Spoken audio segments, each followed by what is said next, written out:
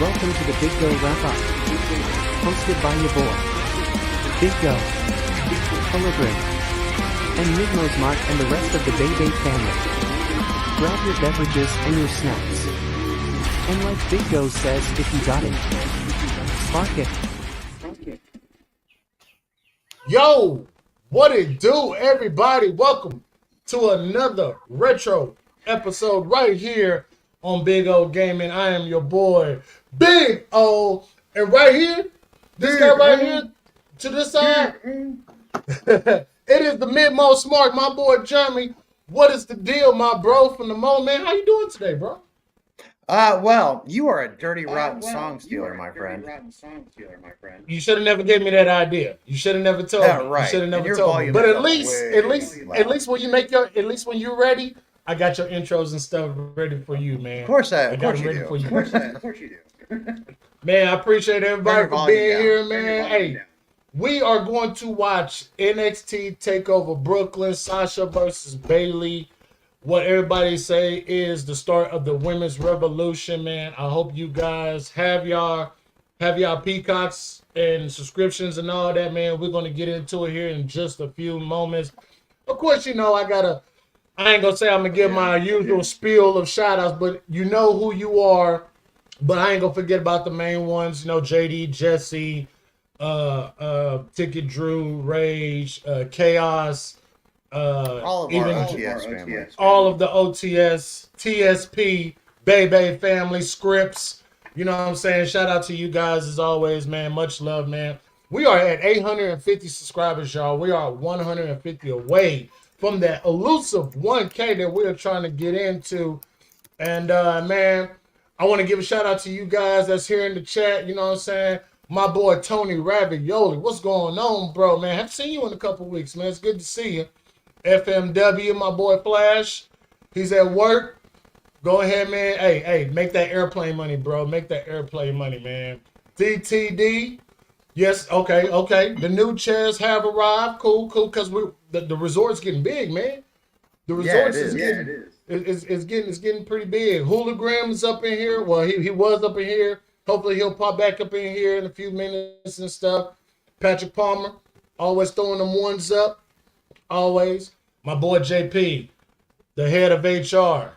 Absolutely. Listen to what he says. Make sure you hit that like button, drop a comment, join the conversation. Don't forget to fucking subscribe and hit that bell for all notifications so you don't miss when we do go live. And what stream is a stream? Look, basically you can't have a stream without this lady right here. Jen. No, you can't. It's not the same without Jen, y'all. And y'all see, she knows what to do if you got it, spark it. You know what I'm saying, man? But we're going to we're gonna have a blast up in here. You know. Hey Clarissa, I'm glad you can make it. Is that who I think it is? No, it's not. No. It's that. Okay. No. Do I have to do it Daniel Bryan style? No. I love that Daniel Bryan. Hey, Otis, turn your volume down a little Oh man, Dan Jensen, what's going on, my guy? Appreciate you for coming through. TSP representing up in here, man. Hopefully, Dr. Evil will come in here and bless us with his presence. Oh, maybe. We'll see. You know, so hopefully, he doesn't have to, you know what I'm saying? Either him or Mrs. Evil will be fine and everything, you know what I'm saying? But I'm glad you guys are here, man. We're about to get this started. As soon as I can, when it comes to these apps, man, they switch up the menus and stuff for these apps. And, bro, like, I'm sitting here, I'm literally trying to find Takeover, bro. And it's all over the place, man. You've got Peacock. Yeah, I got it. I'm just trying to find the damn pay-per-view. Season 2. Is it season 2? Yeah, season 2. It would be the third or fourth one down. Let's see. Hold on. Yeah, season 2, episode 3. All right, hold on. Let me see. It says season 2.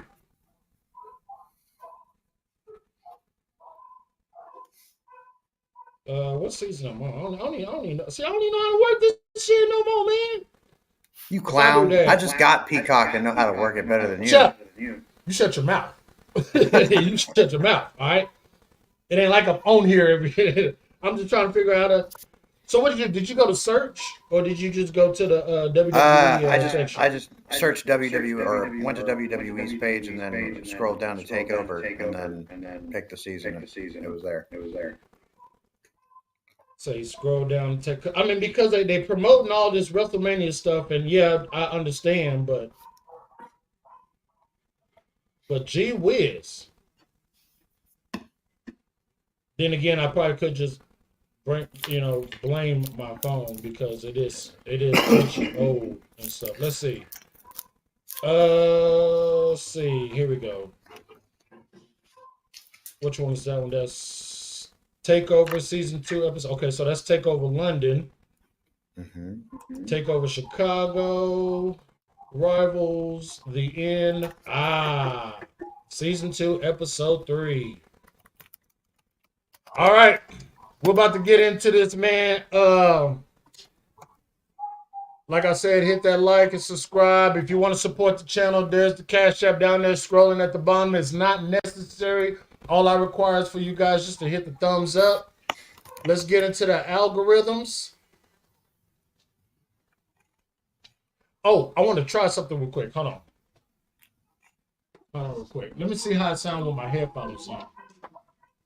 And you know what? I'm finna turn this green screen crap off. It's not even working right now. I gotta fix it. But I forgot how good this one is. Yeah, we got some matches on this one though. Let me see if I'm gonna try something real quick, and just let me know if you can hear me better. Hold on. All right, can you hear me? Yeah, you were just there was a lot of reverb. You can hear me? Can you hear me? Yeah, can you hear me better? Yeah. Hey, it wasn't that I couldn't. I could hear you. You just had a lot of reverb on your end, to where everybody was still hearing me twice. What's up, Clone Force? Welcome to the stream. I did some tweaking with my audio and stuff last night, so right on. I want to make sure that this works and stuff. So, what's going on? What's going on, Clone Force? AKA Steven. AKA Steven. Steven? Yeah, we're doing good, man. Yeah, we're doing good, man. All right, all right. Oh, man. We are just about to get into it. Where the hell did Hooli go? I don't know. He dipped out. I was hoping he'll be back. I just messaged him. And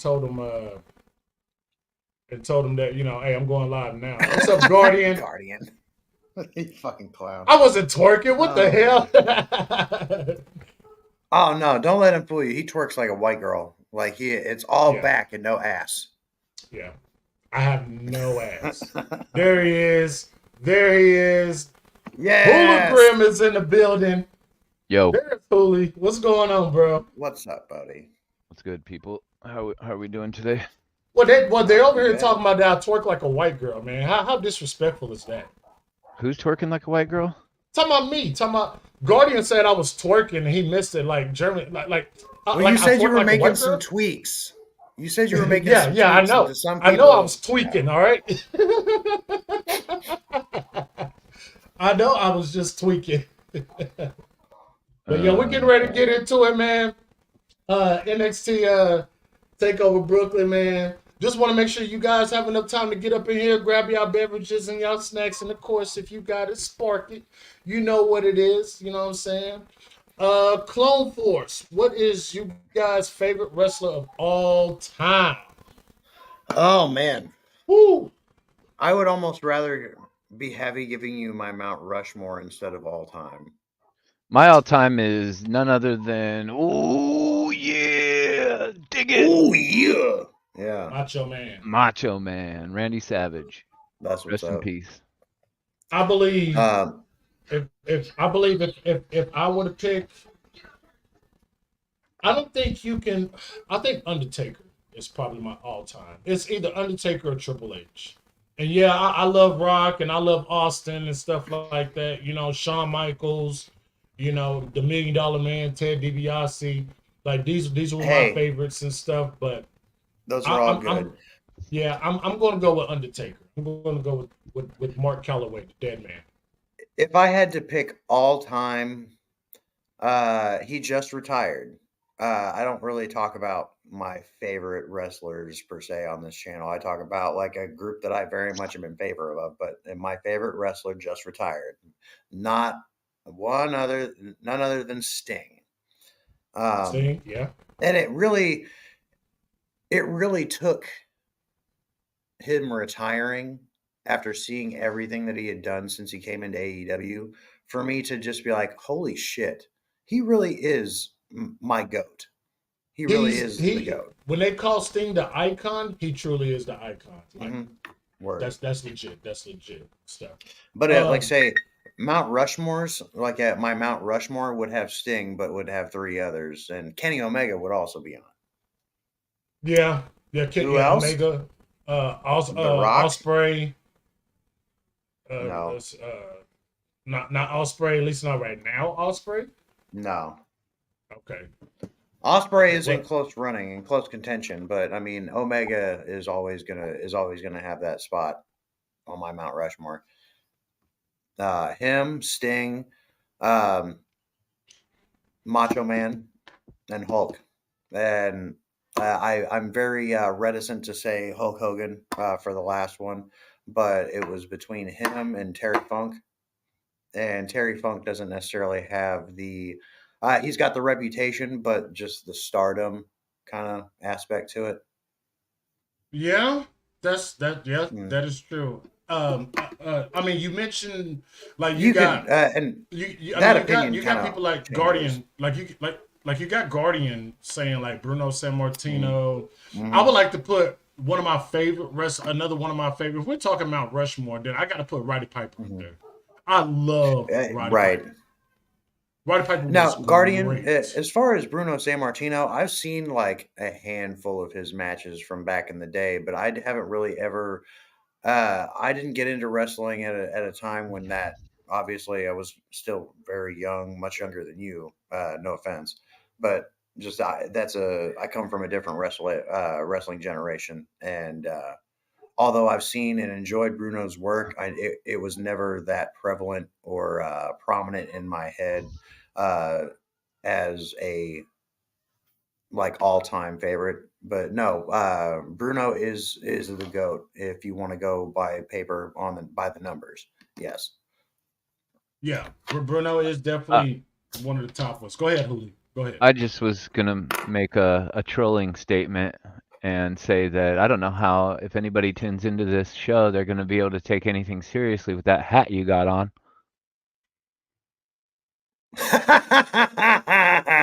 Who's talking to? Is it me? Or is it like I don't have anything on my head?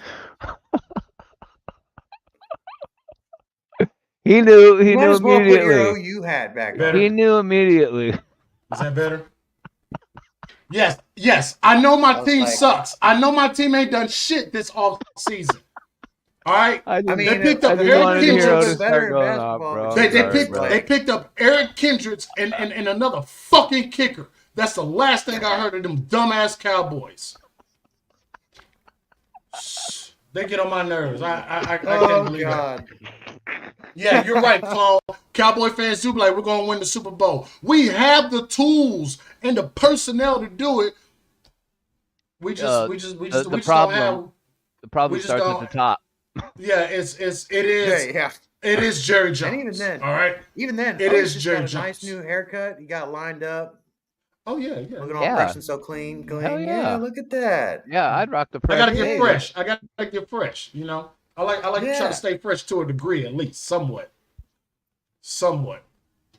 You know what I'm saying? I don't. You know, I know my boy Rob. He's going with the caveman look and everything. If it works for him, that's he's cool. Succeeding. I gotta stay fresh and clean. At some point, the caveman got to come out of the cave, don't he? That's why I shaved you this can stuff. take the man out. You can take the man out of the cave, but you can't take the cave out of the man. That's true. All right. We're about to get into it. All right. So he switched hats. Right, Jen. So I'm ready. I love you, some Cowboy fans, man. Yeah. Everybody does. Everybody loves giving us a lot of hell. But let's face it. Cowboy fans, include myself, we're fickle. We're very fickle. We are. And until we get over that fickleness, we're going to remain just stagnant. Well, I mean, Cowboy fans, you fit right in with being a wrestling fan because we're all fickle as fuck too. We're all fickle, yeah. We're all fickle. Yeah, I am from Oklahoma, from the OKC. I am a Thunder fan, I am a Cowboy fan, and I am a Sooner fan. Boomer. Don't ever drive down there on the highway with your eye. Like, be sure you are paying very close attention on those highways. If you're going east from Oklahoma, pay attention. Going west, I don't know. Going south, you're okay. Especially around the Claremore, Oklahoma area. Like, yeah, there's just random shit laying in the fucking road that will total out your car. Okay, I learned that the hard way. And I'm very, very hesitant to go pick this bitch up because I don't want to get into another car accident. But I will. I will go get him. He will. He will. Tempted on taking back roads the entire way. Hey, put Jen's comment up on the screen. The one before her last one. What, this one right here? Yeah. Right. Does this sound familiar? Sounds like when we was talking about Vince, wasn't we? Vince and Jerry Jones is kind of like the same thing, isn't it?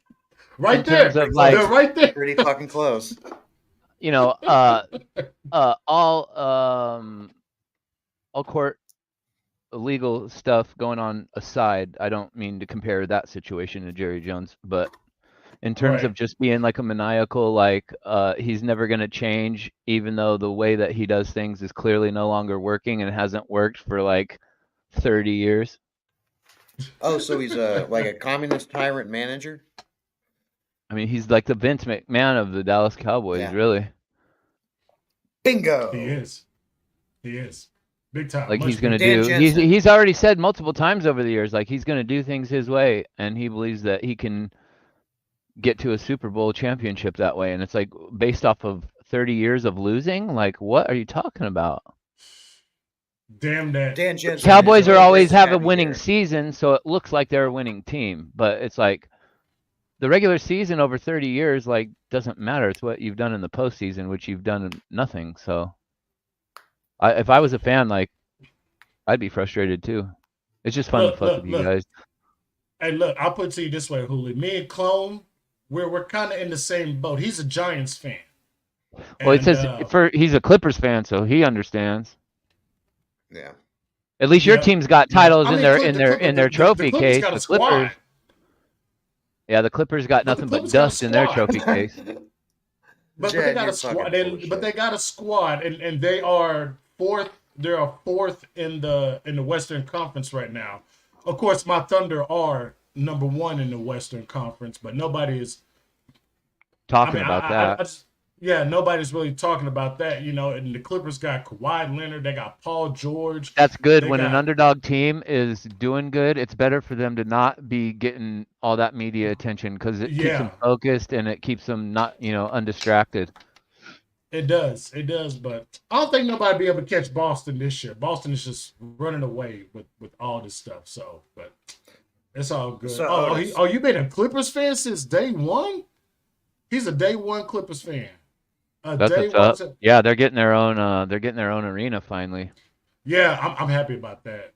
I'm really happy. I can't wait to see what it actually looks like. So, yeah. So Otis, what do you think of Seth Rollins wearing that canary yellow like Blanche from the Golden? Oh, you sent him that tweet I showed you? Yeah. Isn't that crazy, Otis? Out of Blanche's, taking everything out of Blanche's closet.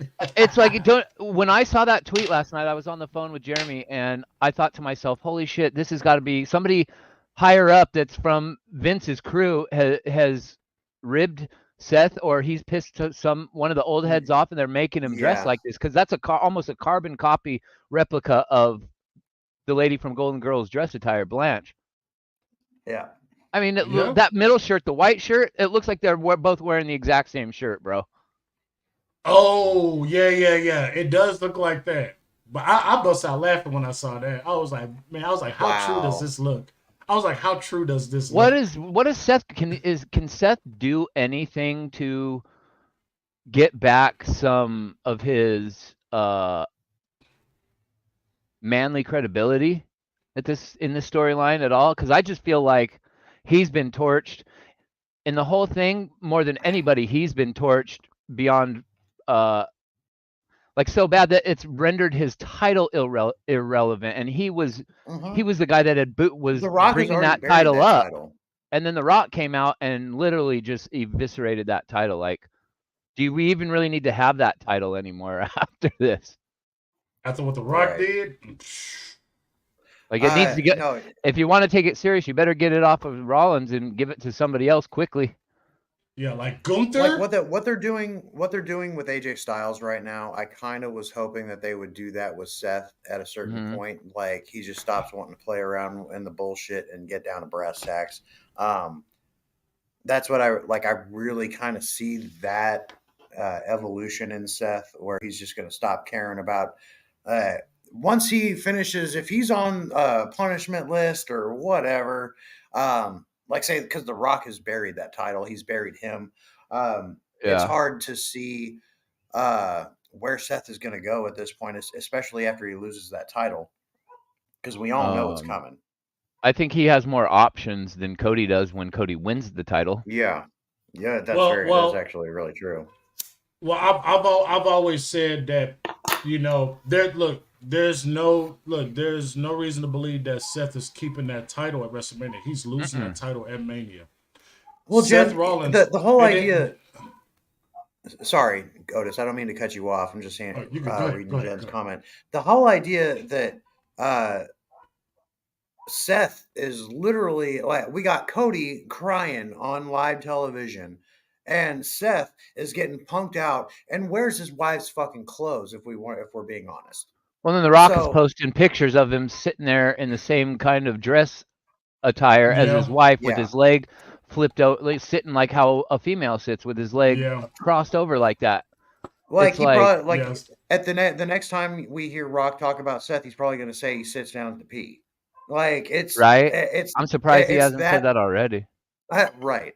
Exactly. It's gotten to a point that Cody and Seth are very much equal in their how the audience and the fans will perceive them, especially with the way they've been portrayed over the last few weeks. Specifically, Cody crying and Seth. This whole thing, how long has he been dressing like his wife? Worse than his wife? Over a year? Yeah, like 2 years now. 2 years. Yeah. It kind of started after that. After Becky did that whole the man thing, she started coming out dressing all like she's from the future or something like that. Like, somebody backstage was like, "Since Becky Lynch, you're the man." Now, Seth, wouldn't it be funny if Seth, you came out as like the unman? And here's the thing. I'm really hoping that this is a Vince thing that is just transition, that is getting ready to transition out. Like, I think after Mania we'll see in a better light than this. Yeah, I really think that they're gonna at least switch up his look or something after Mania. They've got to, because, like Jen's question, she said, "How can anyone think Seth looks worse than Cody?" Only because Cody doesn't have the title. I only say Seth is buried worse because Seth is the guy that's had that new title and had been elevating it with his title run, and Cody hasn't gotten his shot with the title yet. So I feel like in that aspect, when Seth comes out to convince Cody to choose him for WrestleMania, which didn't make sense in the first place because they had just feuded not that long ago, and then out of nowhere, all of a sudden, Seth Rollins comes out when he was just making fun of Cody that Cody can't beat him to, "Oh, choose me." Well, why do you want to? You just told him he can't beat you. Like, Now all of a sudden you want him to pick you. Yeah. I don't know. The whole thing's just gotten so convoluted that I just can't wait for Mania so we can get some clarity Some closure, for the rest of the year. Yeah, exactly. Some direction. Yeah, it's just upsetting that we are this close and we still the answers that we're seeking still haven't been given. Right. Like, yeah, they've beat around the bush long enough where they have to give us little teasers, little Easter eggs to keep us enveloped, to keep us intrigued and engaged. But appreciate you, Dan. Enjoy the rest of your day, man. Yes, Dan. Thank you for coming by. It's been great to have you here, for real. Thank you. The whole idea. This has gotten to a point where they've revealed only so much, but kept us in the dark for the most of it. And I really feel like they're about to just say, "Fuck the fans." Like, we'll pretend that we're gonna cater to you, but at the end, like, we're gonna do what we planned to begin with. This whole pivot, like, I feel like was just a swerve or a distraction in itself to keep people happy up until the time that comes that, hey, we're doing this. Get over it. Right. Like, that's kind of how I feel it's going. For my personal belief, because when it comes to Seth, and I understand the storyline that they're trying to tell with Seth and Drew. We know Seth and Drew are going at night 2 at WrestleMania. I'm sure. Look, the way I look at it is that Seth is going to lose. Seth is going to go away. His contract situation is going to pop up. I'm sure he's going to resign, just like I'm sure Becky Lynch is going to resign. But Seth is going to take some needed time off to go heal up. Whatever surgery that he want to go do, he can go do that to get back to who he was. Hopefully, when he does come back, we'll get a different Seth Rollins, a different look of a Seth Rollins instead of all this flamboyant stuff that he's wearing and stuff. You know. Quick question. I definitely do believe that. Yeah. Quick question, playing devil's advocate. What if they don't? What if both Seth and Becky are just done with the Fed for a little while? I mean, if they're done, branch out. If they want to go to AEW, no, I don't see that. About seeing them elsewhere. Where would Seth go? He ain't gonna go to Japan, and if he goes to AEW, you want to have 2/3 of the Shield on the AEW roster is not gonna sit well with the fans over there. I don't think. Yeah, that's kind of where I was leaning towards it too. I think the AEW fans will get real annoying if he shows up in AEW. I don't know because there's a lot of dream matches there's a lot of good matches for Seth Rollins and Becky Lynch to have in AEW. I can see Becky Lynch versus Britt Baker, Becky Lynch versus a Deonna Purrazzo or a Willow Nightingale or a run Jamie back Hayter. Becky and Sasha. You can run that back. Seth Rollins. Who doesn't want to see Seth Rollins versus Omega or Seth Rollins versus Okada? Seth Rollins versus Ospreay. Like, dude. Here's the thing. We all can cringe at the idea of Seth Rollins coming over to AEW, especially because. Thank you, because I am at the very topic. Yeah, we can all be. It's cringe-worthy, but we can be in awe at the match caliber that can come out of him showing up in AEW. But is it really worth it ultimately? Like, because he has done so much with the Fed that everybody's looking for him to kind of be that same person. But like, say, I'm more of the impression of how they book the talent is everything. Fuck Riho. She's good. She's good for her own well-being, but at this point, I don't want to see her in AEW. Tony Khan's gonna put her over. If that happens, he's a Joshi fan. I'm gonna leave that alone. But no, I seriously think that it comes down to a booking style. And we were talking about this between you, me, and Otis. We all were talking about this at one point about how like AEW can still be the alternative with these ex-WWE guys. It's just based on how they're booked. and how they're booked differently than they would have been in the E, or have matches that they wouldn't necessarily have had to begin with. So, I mean, I can get behind certain things, but at the same time, like, we all could agree it would be cringe at this point for Seth Rollins to come in, and especially having 2/3 of the Shield there. That's another thing that I actually hadn't quite a rivet at. Oh yeah, true, absolutely. I want to get you guys' opinions on this before we start Takeover Brooklyn.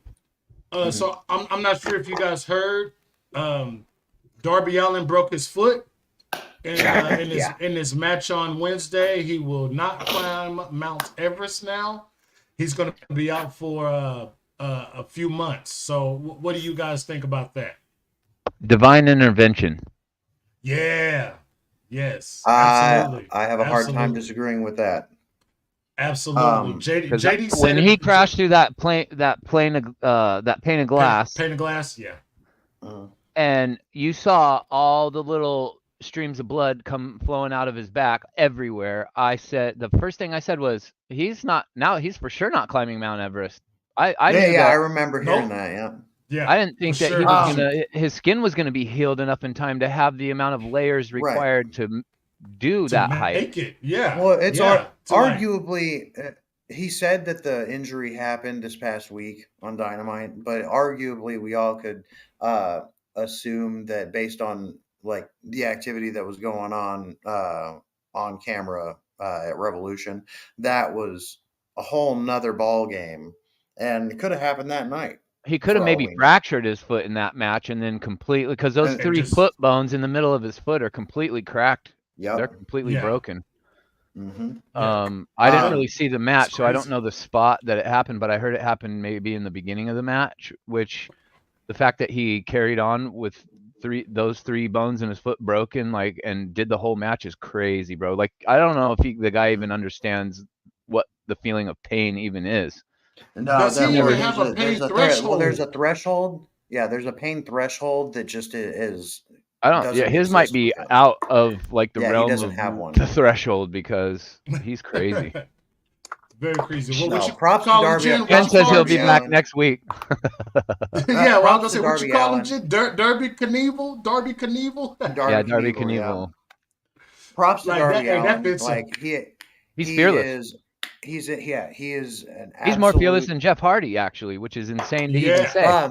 Well, no, and even better, what he's got tattooed on the back of his neck. Relentless. That is what Darby Allin is. He will not relent no matter how hurt he is. He has to literally probably get tied down to a fucking bed to keep him from doing shit that'll hurt him. Like, oh yeah, hell yeah. He is his own body's worst enemy. Just because he will treat his body like a fucking like he will huck himself for the sake of being able to say he did it. I believe that's what extreme sports is all about. For real. And I believe when he told Sting that he wanted to try to kill himself in his final match, I'm more of a 80-20% believe in that now. I am. Well, and he was speaking metaphorically. He will go to the ends of his physical capability for Sting. Which props to that man. Again, like I say, he is one of the few people in all of wrestling that has legitimately each and every time showed up, showed out, and made us all go, holy shit, what is he doing? The one thing that I will always remember is him getting zipped up in a fucking body bag when they were still at Daly's and getting tossed over the fucking top rope, and his head, if he was like 2-3 inches further, his neck could have broken on that edge of the step. Like, insane. Very insane. But yeah, big shout out to Darby Knievel, aka Darby Allin, man, for his like Jen just said, his cataclysmic consequences. But we're glad you're still here, man. And like JD said, with the injury happening to his foot, it was just a blessing from the Lord saying, not right now. Just wait on this. He was already scared anyway. Yeah, so if you watch that if you watched his interview in the media scrum after Sting's last match, like he was legitimately like kind of stuttering under his breath, or you could hear the emotion that was emanating from his voice when he said, like, I don't know if I'm coming back. Like, this is a big thing. Like, part of me feels like he may be relieved. Yeah, for real. And like, imagine that he is just having second thoughts. It's like, fuck, I'm gonna injure myself, take some time off, and reevaluate my life. Like, hopefully, he's having that kind of instance. But I mean, we all know Darby to an extent that like he's probably just gonna do it next year. Yeah, he probably most likely. Also, guys, man, happy St. Patrick's Day to everybody. Hope you guys got your green on. Obviously, Hooli doesn't have his green on because he ain't showing himself. But I think you said you hurt your back or something like that a couple of days ago, Hooli. I hope you're okay, bro. I really hope you're okay, bro. So, but we're getting ready to get into it. I am ready to press the play button. Whenever everybody else is ready, we're going to hit the play and we're going to get this rewind of the Women's Revolution going. Sorry, Otis, my mic was muted. I didn't realize it, but yeah, I'm all good, bro. I just, getting old, bro. Hey, it's all good. Hey, I'm right there with you.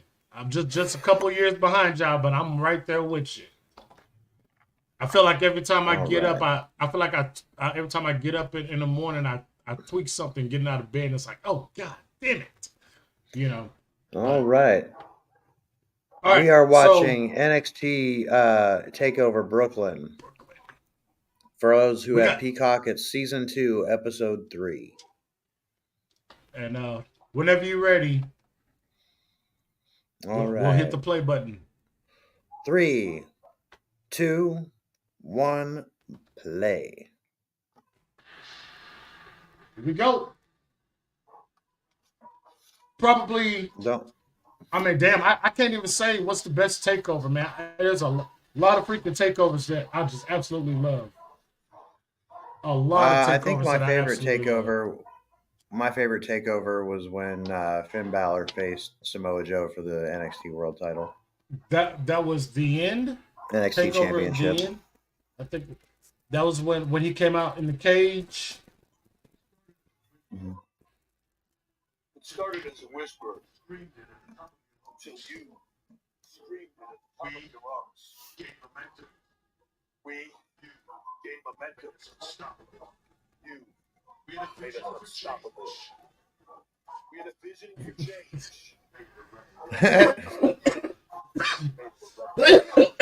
Made it a revolution. We are taking over Brooklyn. Told us the future is now. Look at that crowd. Well, Guardian, that was we got Guardian is an OG. Yeah. NXT Takeover Brooklyn. I think we got Mauro Ranallo on the Yeah, Mauro Ranallo's gonna be on the stick. Mauro, who else was it? Vic Joseph, I think. I think Vic Joseph was a part of this. Sold out in Brooklyn, man. Black and gold, man, baby. I miss black and gold. Black and gold, baby. NXT Takeover Brooklyn. Or are you just trolling? Sasha versus Bayley.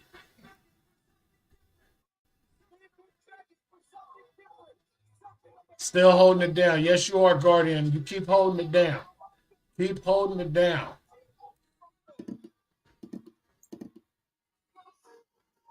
All right. And from what I understand, let's see. This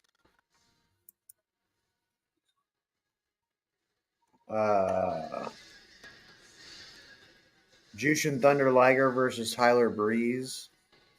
Yes. The Vaudevillains. Yeah. Versus Blake Murphy and Blake and Murphy with Alexa Bliss. Apollo Crews versus Ty Dillinger. Samoa Joe versus Baron Corbin. And Sasha Banks versus Bayley.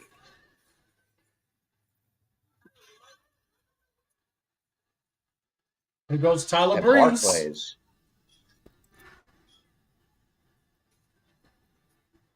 Brick's pretty.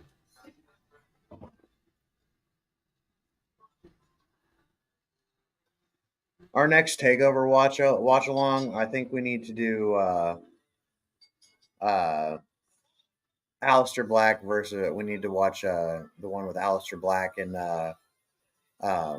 Velveteen Dream. Black and Dream. Or even Aleister Black and Andrade. Black and Andrade, that was good too. Hell yeah. Mm-hmm. There's so many of them. So many of them. The thing is, because the next 2 weeks, Rob is doing EC next week he's doing ECW 2006, and the week after that he's doing the Takeover. I think he's doing the NXT Takeover. I forgot. Well, however we want to organize this. Oh, we're gonna get it. I mean, we're gonna get it. We're gonna get it. Even I'm after WrestleMania. I'm down with watching takeovers. For sure. Black and gold takeovers. Hey, hold on, Jimmy. Hey, Hooli. Yo. What about? Is there a show you recommend that we can check out? For like a watch along. Yeah. Like a retro watch along. Yeah, retro watch along. God, there's so much wrestling, bro. So much. That's why I said it's so hard for me to pick a takeover to choose, because I like so many of them. What was any takeover. You could pick any takeover, and it's a banger. Yeah. Fucking right. Agreed. Fucking right. Jushin Thunder Liger. Holy shit! I almost forgot about that match. Was it him and Tyler Breeze? Yeah. Yeah. Mm-hmm. That match was good, actually. I really enjoyed that. Yeah, it was always good. This is like towards match. the end of Jushin Thunder Liger's like when he could still really go towards the time he retired, like he was very slow. He retired in what, 18 or 19? 19. 19. Okay, yeah, it sure was, right? Because he even went back to New Japan and did a few matches. I know he did. Well, no. I know that's actually incorrect. Okay. Let me check this. Oh, Ricochet and Adam Cole were at NXT Takeover Brooklyn. No, was that the first one? No, that wasn't the first one, was it? Yeah. Wait. Yes. Was it? No, because that was 3. No, was it? No. Well, maybe. No, that was NXT. Sorry, that was Brooklyn 4. Was Adam Cole Ricochet? I misspoke. My bad.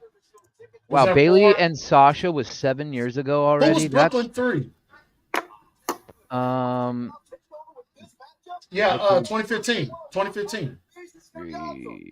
Okay, no, he died. Bobby Roode was Brooklyn 2. It was he retired at New Year's Dash in New Japan in January 6, 2020, just before COVID. Did you see the interview? Okay. Did you guys see the interview that Chris Van Vliet did recently with Bobby Roode? I saw little snips of it, but I didn't watch the whole thing. I don't know if it was recently in terms of like this year. I don't know how. I'm assuming it was done within the last year, but I watched it the other day, and he said he's good with his role that he's got going on now. That his whole goal, he said, coming in even into with signing with NXT was that about this time now the whole goal was in his contract to transition into being a producer. So I guess that's the role they got him doing, or transitioning him from wrestler into producer now. And he said he's good with that, but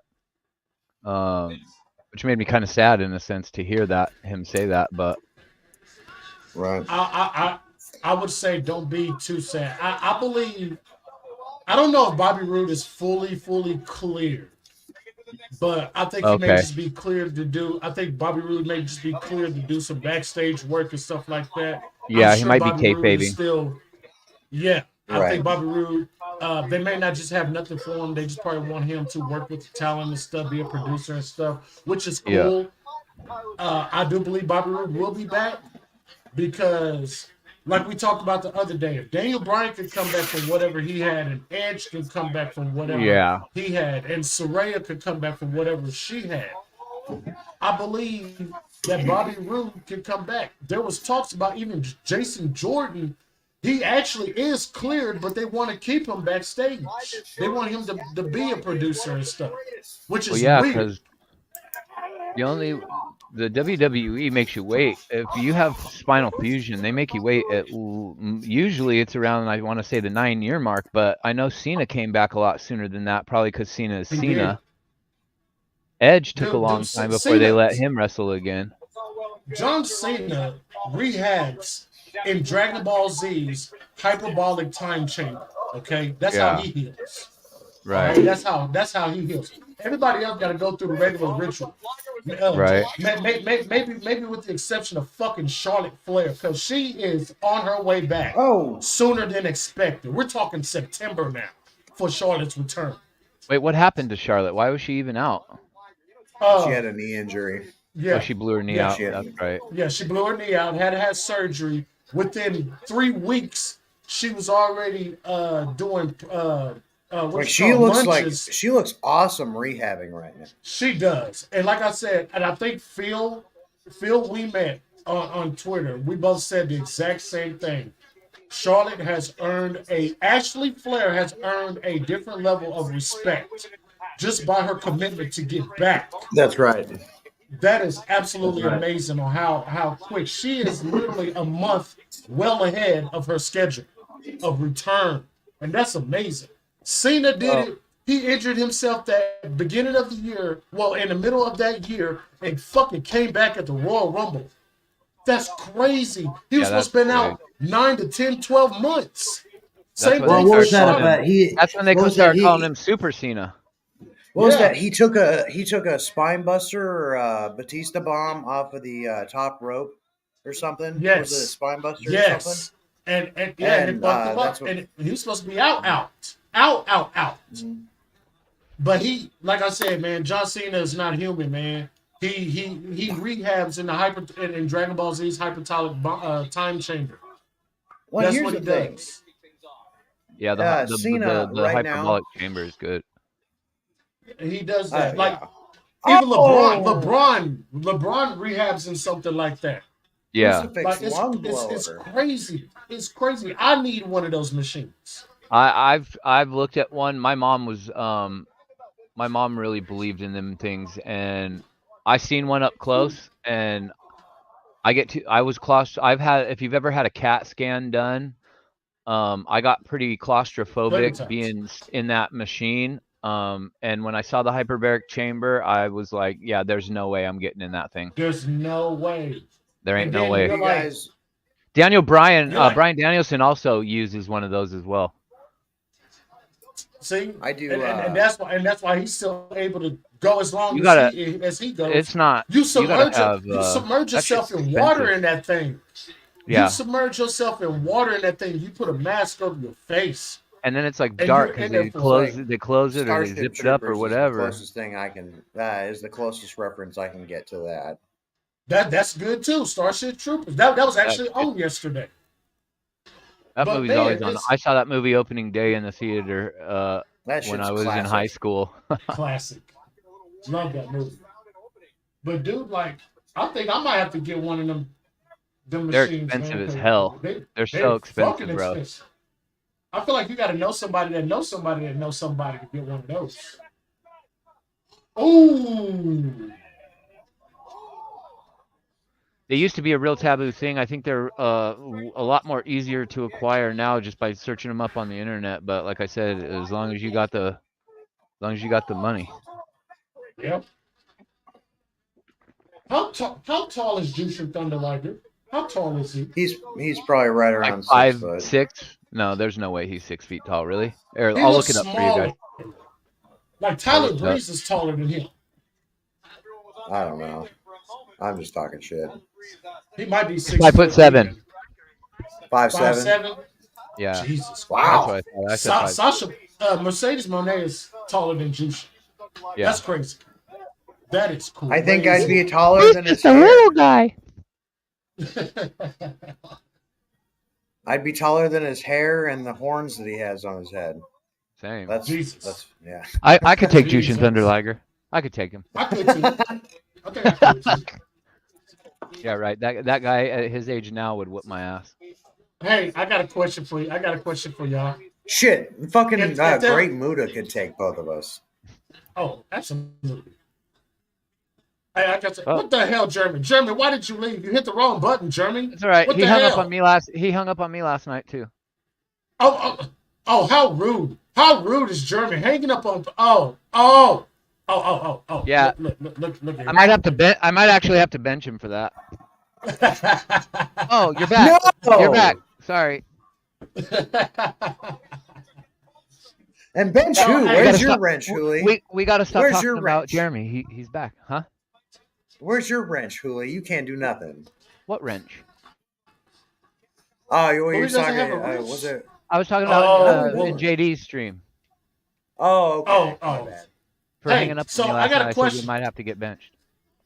I got a question for both of y'all. If there was a wrestler that you, with no hesitation, that you could just walk up and punch square in the face, who would that be? Who would your choice of wrestler to go punch? Square in Okay, the face. immediately Hangman Adam Page. No questions asked. 100,000%. I knew it. I fucking knew it. Hangman Adam I Page. fucking knew it. First up to bat. No questions asked. No hesitation. I knew the answer to that before you finished talking. Good match. It's Good a match. toss-up. Okay, so who was the turtle head? James Ellsworth. It's a toss-up between James Ellsworth and JD McDonough. What did they used to call James Ellsworth? The Chin, chinless the wonder. Chin. Turtle Chin, or Chinless Wonder? I don't know. It was Well, the chinless wonder. Yeah, they made a lot of emphasis on the fact that he had no chin and looked like a turtle head. Yeah. All right, so for me, if I were to walk up and punch anybody in wrestling square in the goddamn face, if it was anybody, Nah. I'm telling you, for me, it's either two people. It's either JD McNuggets or it'll be Bobby Fish. I'm Really? gonna punch him square in the fucking face. I'm gonna take that back. I'm gonna take that back. I'm gonna take one of mine back. I'm gonna leave James Ellsworth alone. Leave him alone. Okay. JD McDonough definitely gets struck in the face, but it's a toss up between him and Dom. Oh, Dominic Dom's a good Mysterio. one. I- Dom's a good one. Dom is a good one. Yeah. But Yeah, for some he's got reason, that I actually punchable like.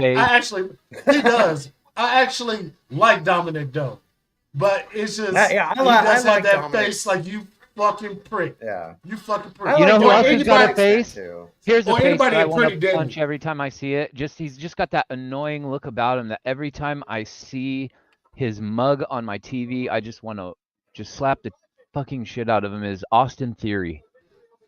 Oh Yeah, my god, that's fair. That's a good one. I feel like that by Grayson Waller too. I'll slap the fuck out of Grayson Waller. Just that He cheesy just- grin he comes out with. It's like Exactly. I just want to. He just I will smack the Oh! shit out of Grayson Waller. All right, no. Rest in Kevin peace, Nash, Scott Scott Hall. We Hall. got too sweet us Aw. up in here. Too Um, sweet, y'all. You know who else I wanted to punch all the time? Every time he showed up on my TV in WWE was Jack Swagger. You don't Oh, like Jake well. Hager? Just I he had like that Hager, face. It was man. just a look on his face. He just had that look that I just wanted to punch his face every time I saw him. I don't know why. I liked Look. him. His look, Yeah. just something about him just irked me all the time. I don't know what it was. Look, I like Jake Hager for two Wow. reasons. One, he's from Oklahoma, and two, Yeah. he's a Sooner. He's No, an sooner, OU yeah. Sooner. Yeah. So Can I let me just say That's why I liked the him too, Four Otis, because my Horsewomen- mom was from Oklahoma. yeah, I'm like, all right. the all Four right, I'll give him a Horsewomen chance. look so different from what they do now. Yeah, compared to that's what they called did. that's Now called and Botox. then. That's called Botox, my friend. That's called silicone and childbearing Botox. hips. I would love to see a picture of all of them then versus all of them pictured together now. If Hey, there was Nia a Nia possible Jax way. coming soon. Did you guys see the interview with Mercedes Moné and Renee Paquette? I didn't. Yes, it did. Yes, it I did. watched maybe I think I got like 5 or 6 minutes left of that to watch. You know who looks different to me is Mercedes Varnado. She looks so different to me than she did as Sasha Banks in WWE, and I can't figure out what it is, but I'm gonna. And I don't know if it's been a little face altercation, or not saying it in a bad way. She looks phenomenal. She looks like $1 million. She looks incredible. Yeah. Wow. I The agree. vaudevillains. The vaudevillains, I loved them. They were Simon so good. Gotch and who's the other guy? Aiden English. Aiden Aiden English, That's yeah. right. Dom's sister's husband. Aiden English Really? is married to Dom's sister, Eddie Guerrero's daughter. That's yeah. right. Really? No, Oh, Yeah, yeah? isn't that real. crazy? Simon Gotch, very underrated. And they had No, her in it's that not weird, Aaliyah. and they had her in that weird angle with Buddy Murphy. Yeah, it was Aaliyah. It was Aaliyah. Yeah, that's her. Oh yeah, Aaliyah, that's her name. I forgot. It's only tattooed on Rey Mysterio's arm for the last 30 years. All right. Like completely No, don't know how I forgot what her name was. Right now, Aiden English, he goes by another name. I forget what it is right now, but no, he's relegated to commentary, whether that was his choice or what. And No, the Simon Vaudevillains are Gotch, back together. The Vaudevillains are back They together, are. and they're in House of Glory. Yeah. Yeah, they're HOG. Are you yeah, fucking they're kidding me? HOG. Yeah, JD was Yeah, talking they're- about it a couple weeks ago. Where you been? Yeah, they're in HOG. Wow. Okay. Maybe Yeah, I was stoked watched when I heard maybe that. I watched the second to last Hog show and just missed it. I don't know. I don't know if they were on, but I do know. I remember specifically JD was talking that they were. It was in one of his OTS's, not live streams, but one of his extras that we get. When he was doing news, he said that the Vaudevillains were back together. They have a match, I think, coming up in House of Glory. That's what's up. I always enjoyed the Vaudevillains. Yeah, They Aiden were English, very not so much as a underrated. singles, but Vaudevilles like were as good. a Yeah, tag there's team. just certain people that just gel better or at least work better as a tag team. Aiden English is a very, singles. very good. Yeah, he works really stiff too. Both of those guys work very stiff. 'Cause Pause. when I- Pause. when I- when- Pause. Get yourself some Blue Chew. Wow. Wow. Look how Alexa Bliss Buddy was back in the Murphy. day, boy. I miss so much Alexa Bliss with See, Blake Blake. and Murphy, bro. That was my favorite version of all of them. I don't remember Blake Dude. very much. You mean? Dude. Oh yeah, Blake. Yeah, Alexa Yeah, I do. Bliss. I saw him wrestle. in I got to see NXT Alexa and them wrestle is- live. Hey, Right hey, Alexa Bliss during this time, hands up. Hands fucking up. I don't know what Otis. this shit that they like do. When I don't she know showed what up it in is. NXT, the very first time I saw her, me and my son were watching NXT on the couch, and I think she was wrestling Sasha Banks. Uh-huh. I looked at my son, and I said, I don't know who this Right, girl JP. is out of all the women in NXT, but this little blondie right here in the little tutu, she was like the Sparkle Fairy. She wasn't even with Blake and Murphy yet. I told my Yeah, son, she 2 was years, just like a cheerleader That's right. or That's right. something. That's Yeah. right. the Sparkle Fairy. And I told my son, in 2 years, I swear to God, I don't know why I just had this vision, but 2 years from now, that girl's going to be the WWE Women's Champion. And literally exactly 2 years later, Alexa Bliss was on the main roster and won her first title. Blue pants? Yeah, blue pants, Leva Bates. Is that? Oh my God! That's Leva Bates? Yeah, Yeah, that's Leva blue Bates. pants is Leva Holy Bates shit! from AEW with the librarian. I totally fucking. Mind blown. A The crowd little used to bit. mark out for Blue Pants big time every time she came out. The crowd would Leva just Bates is chant hot Blue too. Pants, Blue Pants. Like Leva Bates. I know when she like the way they had her dressing in AEW when she was with what's his name, the librarian. Oh, the librarian, yeah. Peter Avalon. She was smoking hot. hot. I wish they why didn't they let her be a singles wrestler in the women's division? Well, I'll tell you what. Speaking of Peter Avalon, we'll get to that in a second. But no, I always liked Leva Bates. Pretty Peter. So did I, and I thought she should have been a singles wrestler, and she should still be in the women's division right now. I don't know whatever happened to her. I think she just had a bad. I think she just had a bad booking situation. She streams like every day on Twitch now. I follow her on Twitch. That's how I know. Mm-hmm. I totally forgot about that. That's fucking insane. But no, Peter Avalon. Speaking of that dude, before he showed up in AEW, like I remember seeing and hearing he. I don't even know who he is. Before he, well, no, he had a match in WWE. He did? It was either NXT or what, but he was being booked really fucking well. He had the long hair. Yeah. I don't ever remember him being in WWE. Who was he? It was like a brief couple matches. It was a brief couple matches, and then like I don't know what happened. But did he have a gimmick? I was like, it was kind of like Damian Sandow's gimmick, but it was he just like a jobber? They portrayed him as enhancement talent, to be honest. Like just like a local guy. He probably took he probably took a squashing from like. How long ago was this? How long ago was he in WWE? I mean, it had to have been at least what? Like well, 6-7 years. It was like 6-7 years ago. At least 5 years ago. I don't remember seeing him in WWE. I'm gonna have to look up. It was an NXT. It was an NXT match. He went as Peter Avalon. If I can remember right, I swear. Yeah. And that's crazy. Is he in the Cruiserweight Classic? Maybe.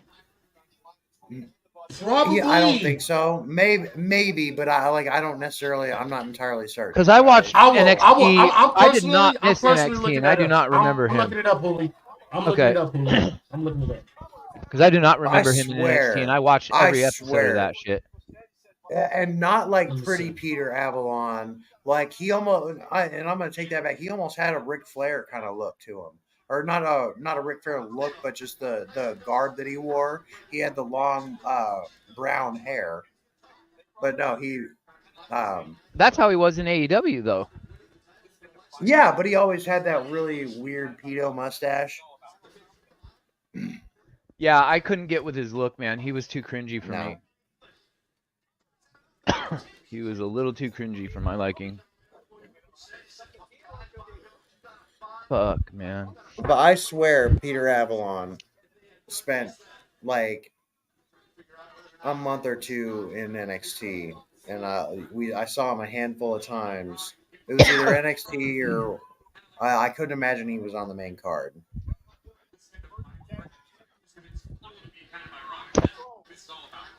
Let's see. I'm totally excited.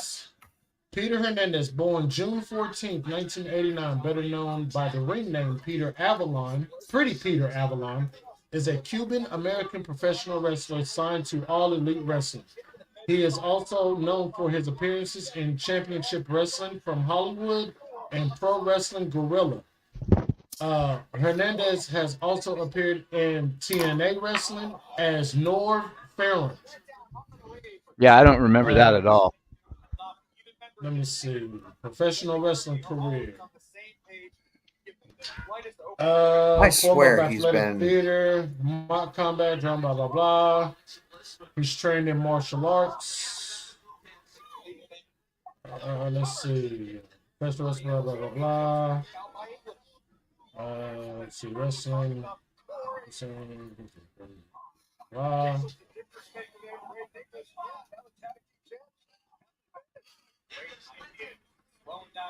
Blake had a great look to him for a professional wrestler. Like I wish I had given him more watch time.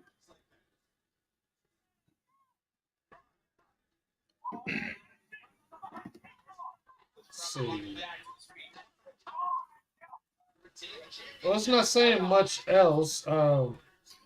He was trained by Charles Mercury, Well, I'd say it Jesse was very Hernandez, short. Johnny Paradise, Mr. Excitement, and Scorpio Sky. I got you. Yeah, Notice I it got the was very original. short. I got your original team's hat on.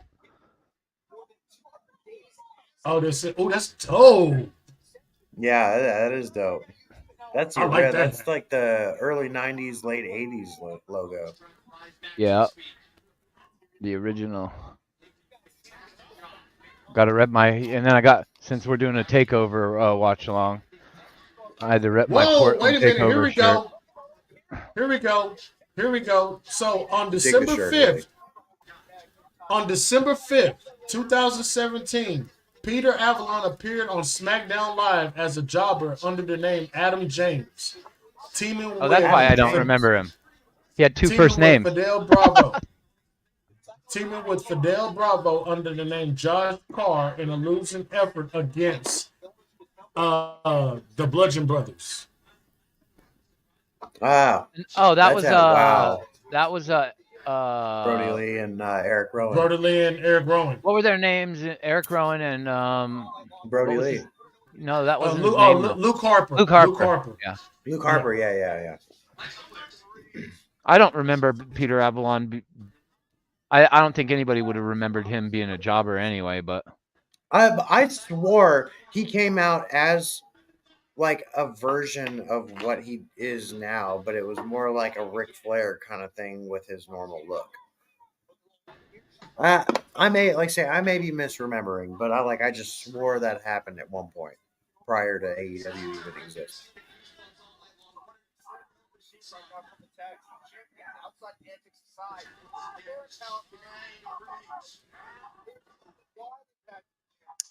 It is fucking crazy to look back and see Alexa. She's really good, man. I don't give a fuck what nobody says. If you let her wrestle like she did in NXT, she would have gotten so much better, and she would have been killer on the main roster. But Vince saw her as his little plaything, and God knows what story she's got to tell. I was just thinking that. Because if you think about it, all the 4 horsewomen had gotten called up, and then here comes little Alexa Bliss out of nowhere. And there was a lot of talk back then. A lot of people were throwing around the term Trish Stratus in comparison with Alexa Bliss because of her gymnastic background. And I thought, nah, she'd be a better wrestler than Trish Stratus ever was. But then she got propelled like way past the 4 horsewomen. And I'm like, well, that's weird. Like, what kind of weird shit is Vince doing to give her this push when she hasn't really deserved it? And then she got shoved down everybody's throats, and then they gave her Bray Wyatt's gimmick, and then it was all bad. It was all bad, bro. But she was really good. I hear you. Yeah, no, I enjoyed Alexa Bliss in NXT. Yeah. I enjoyed her when she started developing her character from what she started as. Go, yeah, I like it. That's funny. With the my YouTube channel, my page. Because I don't really have a channel yet, but if you go to my page, the background picture is it was the very first night, my very first NXT show, and she came out on the entrance, and I snapped a photo, and I made that my background as soon as I took that photo, and it's been my background ever since, and that was in 2016, I think. She was brand new. She had just gone from her little Sparkle Fairy. They had just paired her with Blake and Murphy. Yeah. And her theme music hit to open the show, and she came out before they walked out behind her. And it's a pretty sick photo, actually. Right on. But she was really good live. No. Really good. Yeah, she was good.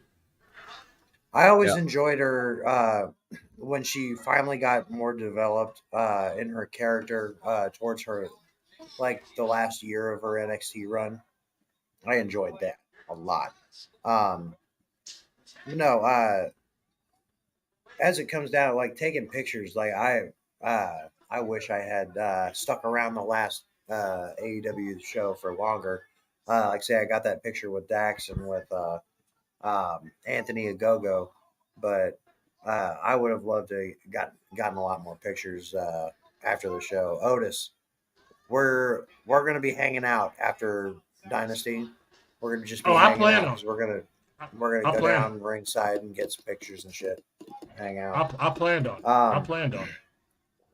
You know who else I got to see live at that show with Alexa Bliss was one man by the name of Tucker Knight, and because he's why do I know? Heavy Machinery with Otis. That's right. But they weren't Heavy Machinery yet, and he was just Tucker Knight, and he came out. He came out, and he had like the, I guess what you would call the bathroom break match, right? But since he's from Oregon, he got a massive pop at that show. He was just because of the fact that he was from Oregon. Mm-hmm. Right on. I miss Heavy Machinery, man. The next takeover that we do, Run Biscuit Butt, Run Biscuit Booty. Takeover Portland was pretty good. What was on that card? Rhea versus Bianca. Oh yeah. It was Finn Balor versus Adam Cole, I think. Yes, all right. And then, or no, it was Ciampa versus, maybe was it Ciampa versus Cole? I'll figure it out real quick. NXT. How do I not know this? My brain is shit. That's why.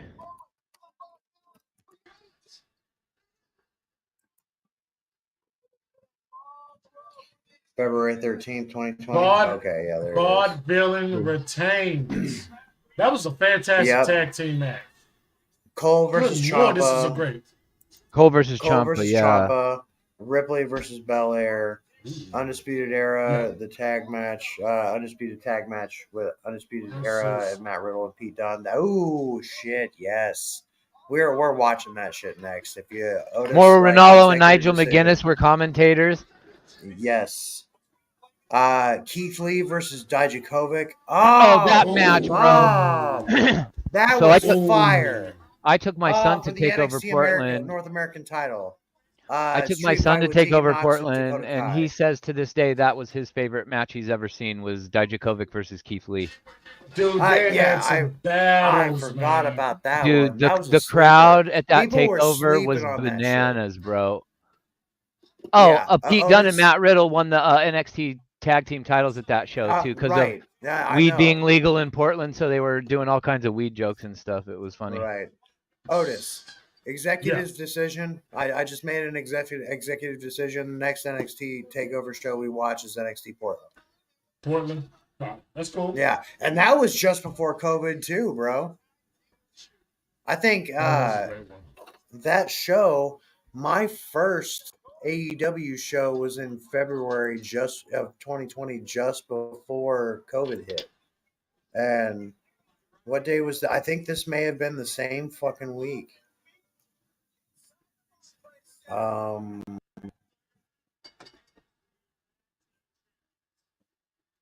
in 2020. Yeah, but no, that like this. Yeah, this is we're doing that, Otis. The decision it's such a good pay-per-view, man. I can't believe I got to see it live. Hooli, I also wanted to address a comment you made in the chat. If you scroll up just a hair, you were talking to you were talking to Matt. About Ring of Honor. Yeah. You feel that way about the current contemporary product right now? Well, I don't watch it weekly because but just overall. I watch their pay-per-views, and their pay-per-views are bangers, bro. Like they definitely. It's like they just took NXT Black and Gold and the feel that show had, and gave it to Ring of Honor. Okay. I can't explain it. I agree with that. I couldn't tell you who their roster is aside from like 3 people. It's really good shit, bro. It's really good shit. And I don't watch a whole lot of wrestling. Like I only watch wrestling if it holds my attention, and that shit holds my attention. I got an ad going right now. Rick Rubin, holy shit! No, really, like I agree with that wholeheartedly. Like I said, I've only watched a handful of Ring of Honor pay-per-views since they were bought out, since CK bought them out.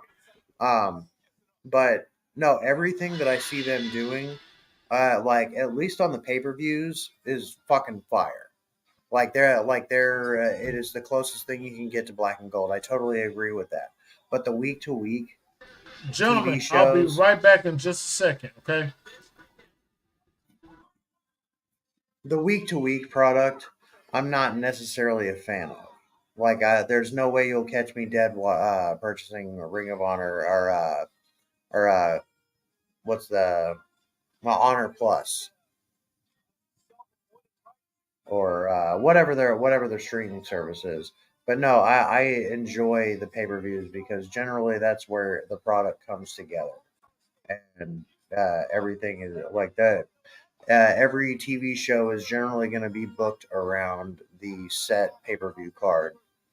Although subject to change, it's still one of those things. Like, that's kind of how they figure out what is going to work and what doesn't. Not, I also am a big advocate of whenever you're going to have somebody come in.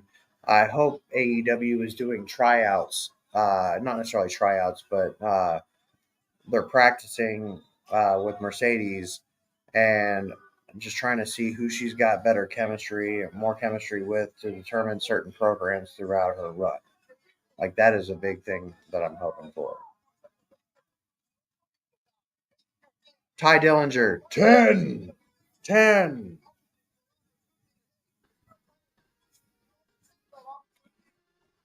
What's up, Sexual Chocolate? Thanks for coming back. Oh, no, Ty Hooli. Dillinger. I've been ribbing Otis for the last month or so. You see me look up like I was like, what the fuck? What's going on? Oh, I've been fucking with him. I send him. I've been calling him low key Sexual Chocolate. Send me a picture of Mark Henry.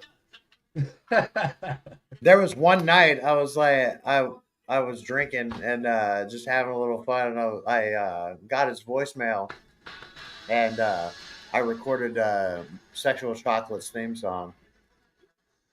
That was hilarious. Apollo Crews. I wouldn't have done it if I didn't know if I didn't know he was gonna be cool with it. But no, I've been ribbing him with that for a while. I think it's hilarious. I'm glad he does. He thinks it too. It's sexual. Yeah, so. And I'm gonna give it all. Oh no! I had to I just took a screenshot of the video that it was just gonna load really shitty. But you remember when it's like Mark Henry, Sexual Chocolate? And he's just like, just cracking that he's real young at that point too. You can tell. It's great.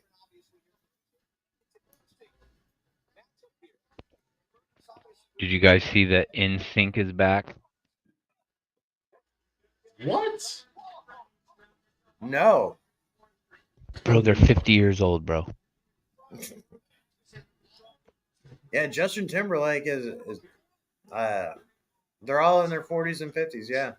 Yeah, Chris and Joey look like they're their age, but Lance and Justin do not look like they are even 40 to me. It's that adrenochrome, bro. Do you see how good Oprah's looking these days for a woman in her 60s? Hell no. Are you? You're higher than Is she in her 60s? She got to be in her 70s, bro. Yeah, I forget how old she is, but no, she's been drinking that adrenochrome, bro.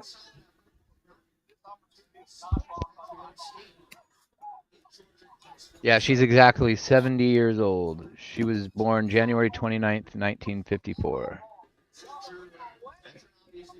Going on 80. Holy she don't look 70 at all.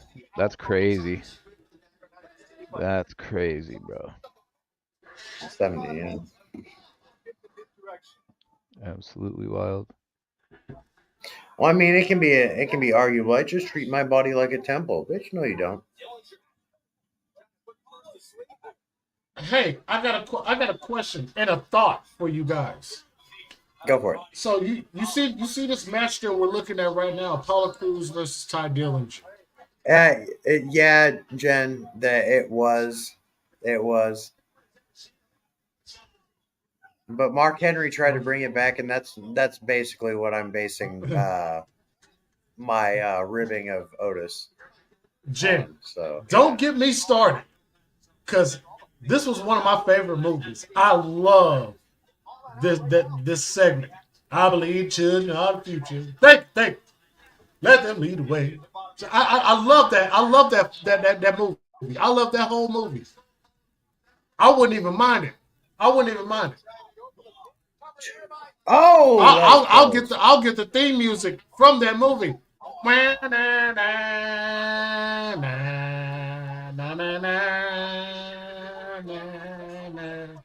I believe children of the future. Thank you. I will do that whole. I will do that whole scene. That's my movie. If I gotta go by my favorite Eddie Murphy Murphy though, if I gotta go by my favorite Eddie Murphy movie though, I gotta say Beverly Hills Cop. Yeah, Beverly Hills Cop, 100%, bro.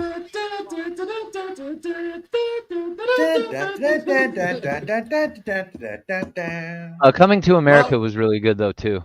Yeah. Oh yeah, but love me some Axel Foley though. Absolutely. Huh? Say love me some Axel Foley though. Axel Foley. Absolutely. Oh yeah, Axel Foley. Yeah. When he got they're doing a Beverly Hills. They're doing a Beverly Hills Cop 4.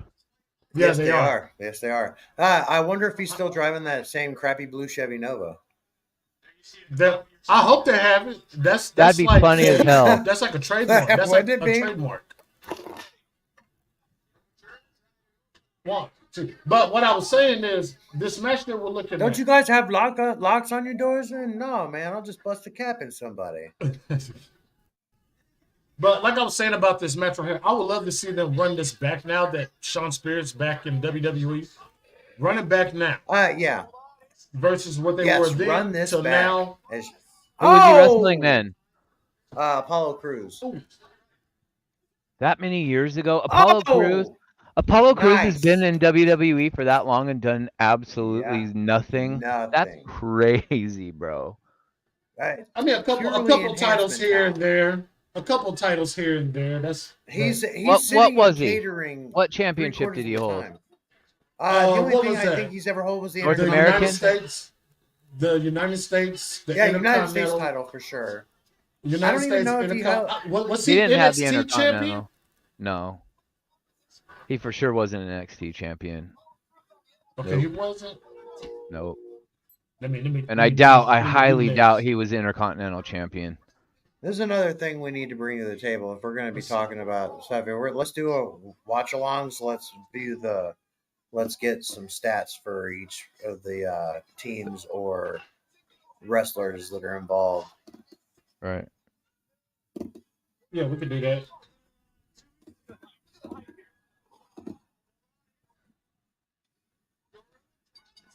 Just so we're not like, what is it?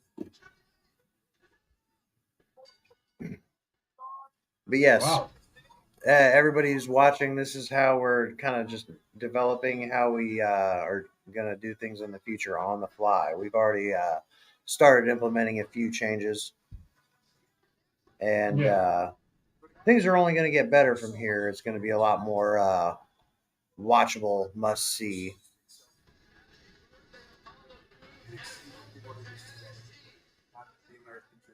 Let's see. Takeover Brooklyn was the 6th NXT Takeover.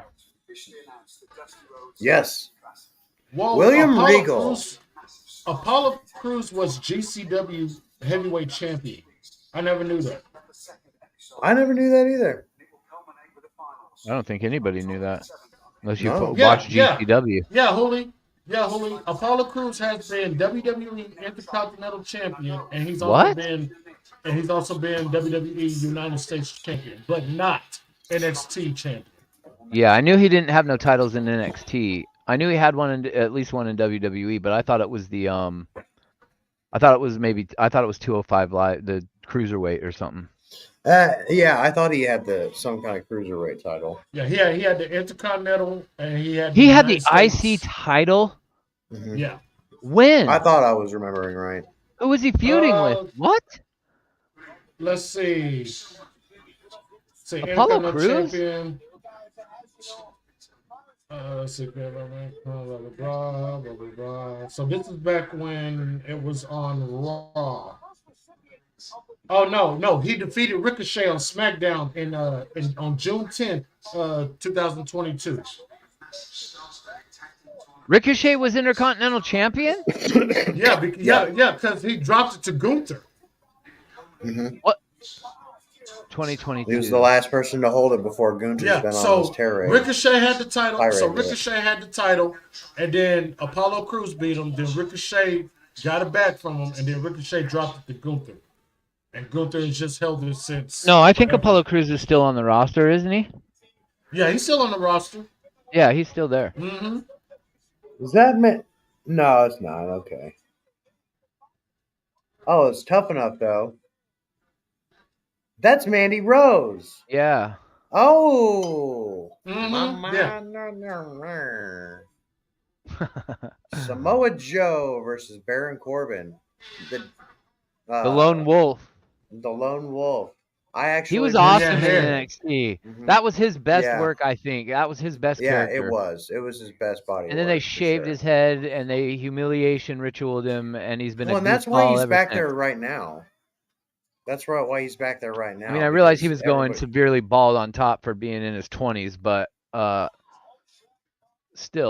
he still had a better look about him. I would have left his hair on him and left his biker look and had him just clothesline and what's that move of his?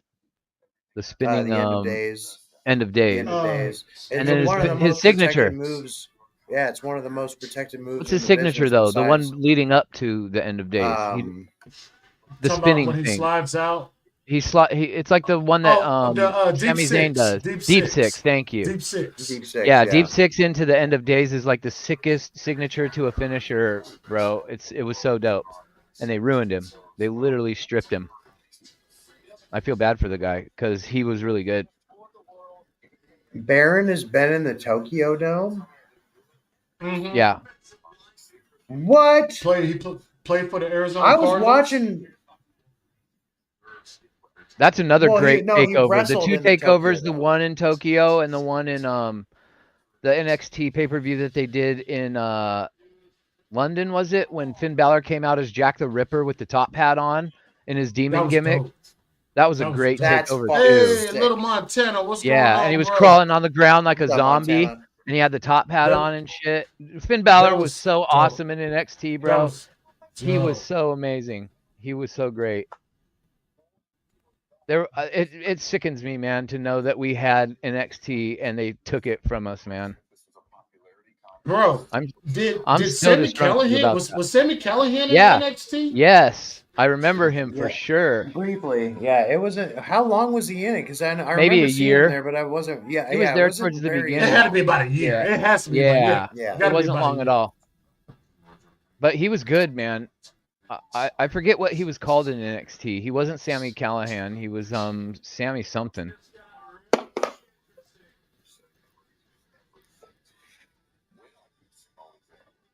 Wasn't he called the Crow or something like that in NXT? Honestly, I forget. It's been so long. I remember he had a Raven style gimmick. Not like completely Raven. I think his nickname was the Crow, if I remember.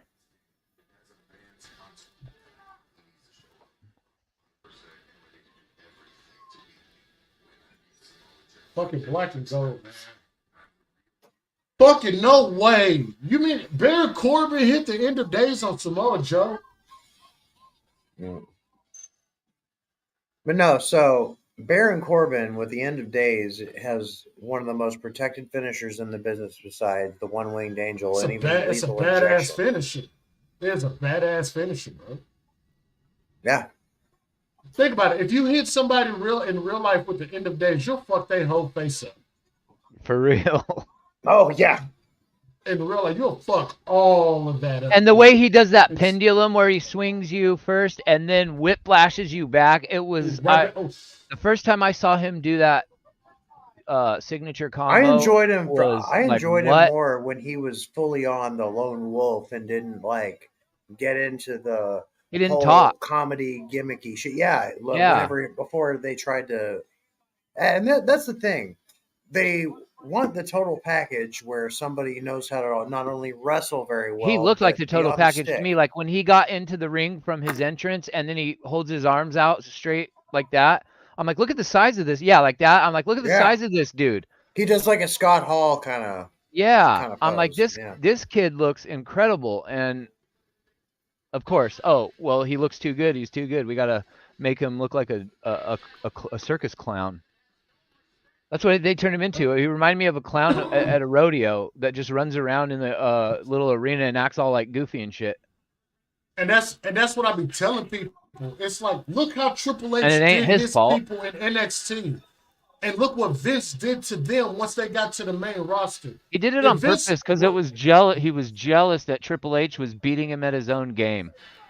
And I agree with that. Mm-hmm. If Vince was gone long before, and Triple H took over then, you would still probably have a Samoa Joe in WWE. Let me ask you guys a question, Buddy Matthews in the WWE.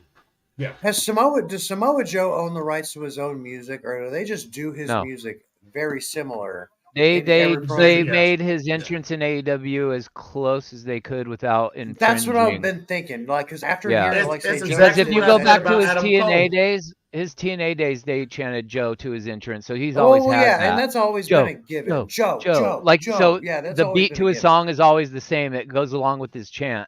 It does. But his NXT one was my favorite. His NXT one was my favorite. Right.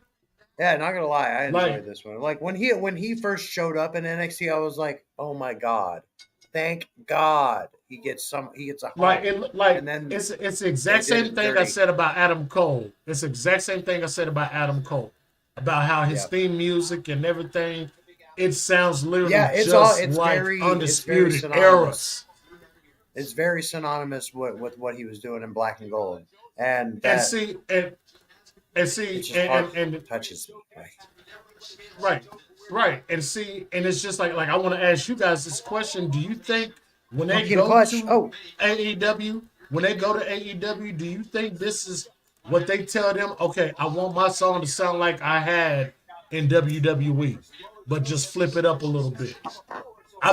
In my eyes, I think they kind of mentioned that. Yeah, they have to. They have like they don't want no brand new, fresh out the pocket, theme song. They want what they kind of got close to. Well, not only that, but this is what we grew familiar with while they were hot. So we want to get to as close to the semblance of that as possible. And even then, like Joe, he's always going to have. I have a hard time believing that regardless of whatever theme they give him, the fans are always going to be like, Joe, regardless of the tempo or the beat. But, I think they do it on purpose entirely. Yeah, JP. It's a smart move. I agree with JP. Is. Yeah, Joe is definitely killing AEW as their champion. Yes, I agree. He needs to get to Double or Nothing before he decides he wants to drop that title. Yeah. Swerve should be the next even in then, line. should he drop it then? Is Joe and Swerve facing each other at Dynasty or no? I don't think they've really announced anything yet. They might not even face each other at Dynasty. Which would be smart. It'll be smart. Of course. Gunther is honestly one of my favorite wrestlers, one of the best. I don't necessarily want. Hangman's gone for an undetermined amount of time, from what I understand. So I really think that, and he'll probably just wait until all in at Wembley and decide to show up 2 weeks prior to insert himself into a storyline. You watch, it's coming. Right. Well, here's the thing. That's where a title change for the world title needs to happen at All In. Like, that's kind of a given at this point, depending on regardless of who's in position to do it, unless it just doesn't make sense. When is Raw? Real quick, when is Raw in Chicago? That's coming up soon, isn't it? Next week, right? I was like in the next couple of weeks. This Monday? Yeah, because next Monday. A week from Monday. Yeah, because Punk is going to be there. Yeah, I'm just reading Matt's comment about the lack of build for Seth Rollins versus Drew. because Seth has been so inserted into the Cody nonsense. The Drew stuff seems kind of secondary. But I think that Punk somehow is still going to be involved with this at Mania. I still think he's going to be involved. Nope, they're in. It'll be a nice swerve. It'll be a nice swerve. They're in North Carolina tomorrow. Nice so it's next Monday. Next Monday. Likely. So I got a question, just a future question to ask you too. At All In, yes, I'm talking Wembley. Who walks in AEW World Champions? Who walks in as tag team champions? Samoa Joe walks in as champion if they give him a decent run. Yeah, I would prefer that. It's either going to come down to Swerve, or it's going to come down to Joe and Swerve, or if they decide to give the strap to Swerve at Double or Nothing, like I'm anticipating, it's going to come down to Swerve and MJF at All In. Oh, Swerve and MJF at All In. Okay. Yeah. Now, that is going to be a fire program too. Yeah, I see that. That will see that. So the tag titles. Will the Bucks have the tag titles going in? It's hard to say. The Bucks, for a majority of their last few runs, seem to have only been transitional champions, which I'm okay with that because they're EVPs. But they're right now, with their revamped gimmick, it kind of makes sense that they wouldn't be that way. So, I mean, I don't know. It's kind of a coin toss at this point. I don't know. So the reason why I asked is because of this. I believe whoever the AEW World Champion is around All In, MJF is definitely have something to say about that, whether it be Swerve. And that's what I was saying. Okay. Yeah, that's what I was saying. If it doesn't come down to Swerve to Joe maintaining the title for a long time, which he deserved, Samoa Joe. Sorry, I'm babbling. Samoa Joe deserves a lengthy title run. Given all the shit that he's dealt with over the last few years, coming into AEW, so one of the longest. He is the longest rating television title holder for Ring of Honor, and now he dropped that title specifically to go for the world title. Now he's got it. I don't want him to just fucking lose it. Yeah, like that. That just it sounds. It comes down to being asinine at this point to take it off of him at least until Double or Nothing. If they want to let him hold on to it till All In, I am not gonna I'm not gonna even be sorry about that. I'm not gonna apologize. I'm not gonna be bitchy or anything about what they want to do with it, as long as shit makes sense. That's the one thing, is continuity of the creative at hand. And if they can make it work until All In, go ahead. But in my opinion, I really think MJF is definitely going to have something, if anything, to say about it at All In, or at least leading up until. So I can't help but to think that the Bucks are going to be tag champs going into Wembley. I do think that they're going to drop those titles to whom, I'm not sure, but I feel like Omega and Okada are going to battle for that Continental Champion at All In. Continental Crown? Oh, the Continental Crown title. Because Okada's winning. He's going to beat Eddie Kingston. Yeah, Eddie served his time. I didn't realize that match is on Dynamite this week. I thought it was going to be at Dynasty. No, but it's Dynamite. Yeah, he's gonna lose that title, and at Dynasty. I don't necessarily. I don't know if he'll lose it on Dynamite, but it might lead into him losing it at Dynasty. Mm-hmm. He'll lose it for sure by Dynasty, for sure. I agree with Hooli. Okay. Because doesn't he have? Is he still holding the Ring of Honor title, Eddie Kingston? Yep.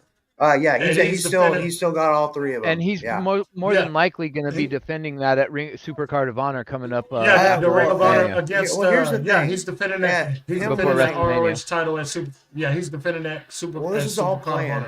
Yeah. I can guarantee just like we saw Omega at a certain point when he was holding all 4 of those belts, which were 3 promotions.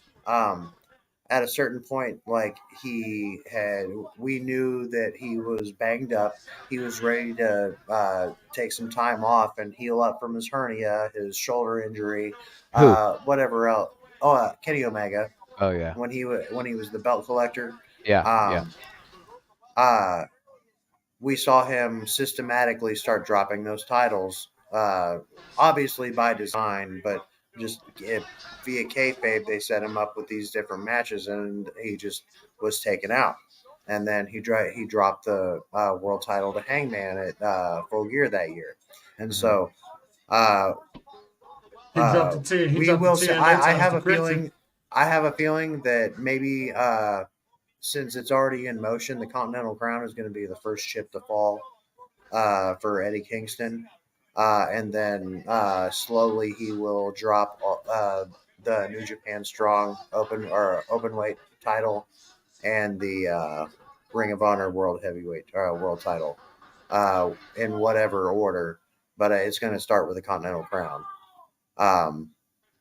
Likely going to Okada, obviously. But no, it's just going to come systematically, and then Eddie's probably going to take some time off. He's been dealing with some recurring and long-term injuries. I know he's been dealing with hernia on and off, so it's very well likely that he's going to take some time off.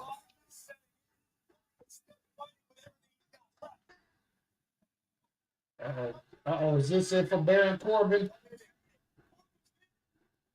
Is this it for Baron Corbin? Ding, ding, ding, ding, ding, ding, ding. Yep.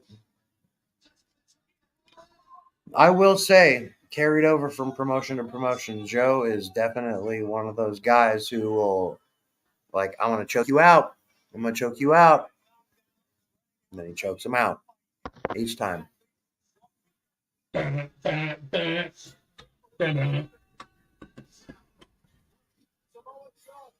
was a great match.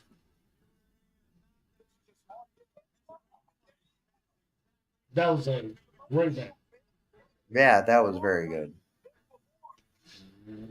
Gentlemen, ladies in the chat, I will be right back.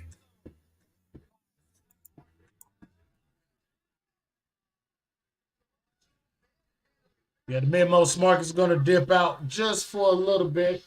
Probably got to go handle some mid-mo things. But yeah, that was a great match, man. Appreciate you guys for being here, man. Make sure you guys hit that like. Press subscribe if you haven't subscribed, man. We got the USFL season coming up. I will be doing some watch-alongs on a few of those games.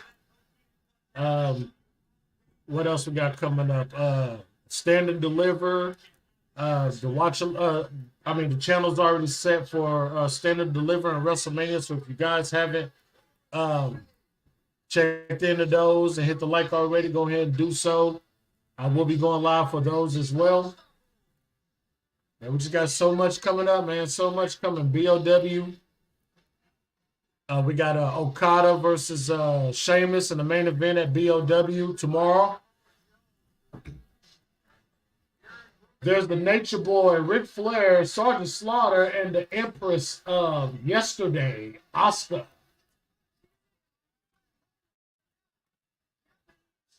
What they call her, Kana. I don't know why they call her Kana. And there goes Team Bad, Naomi and Tamina. Tamina. Nobody meaner than Tamina. Nobody meaner than Tamina. Goodness gracious. If Tamina wasn't so strong in the face, I would actually think she was pretty. She's so damn strong in the face, boy. To give you a look, you don't know, you might be terrified. You don't know how to feel.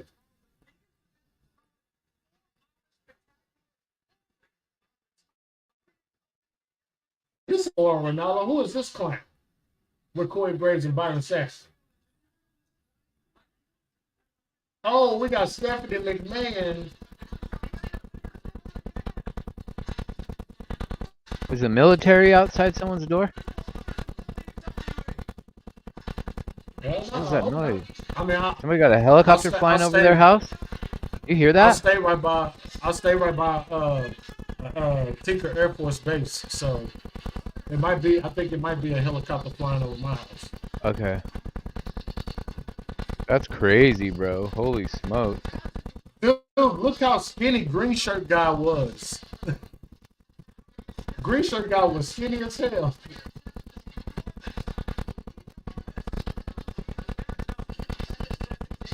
Wasn't this when the Barclays just got built, 2015? Didn't they just get built in 2015? Barclays Center? I have no idea.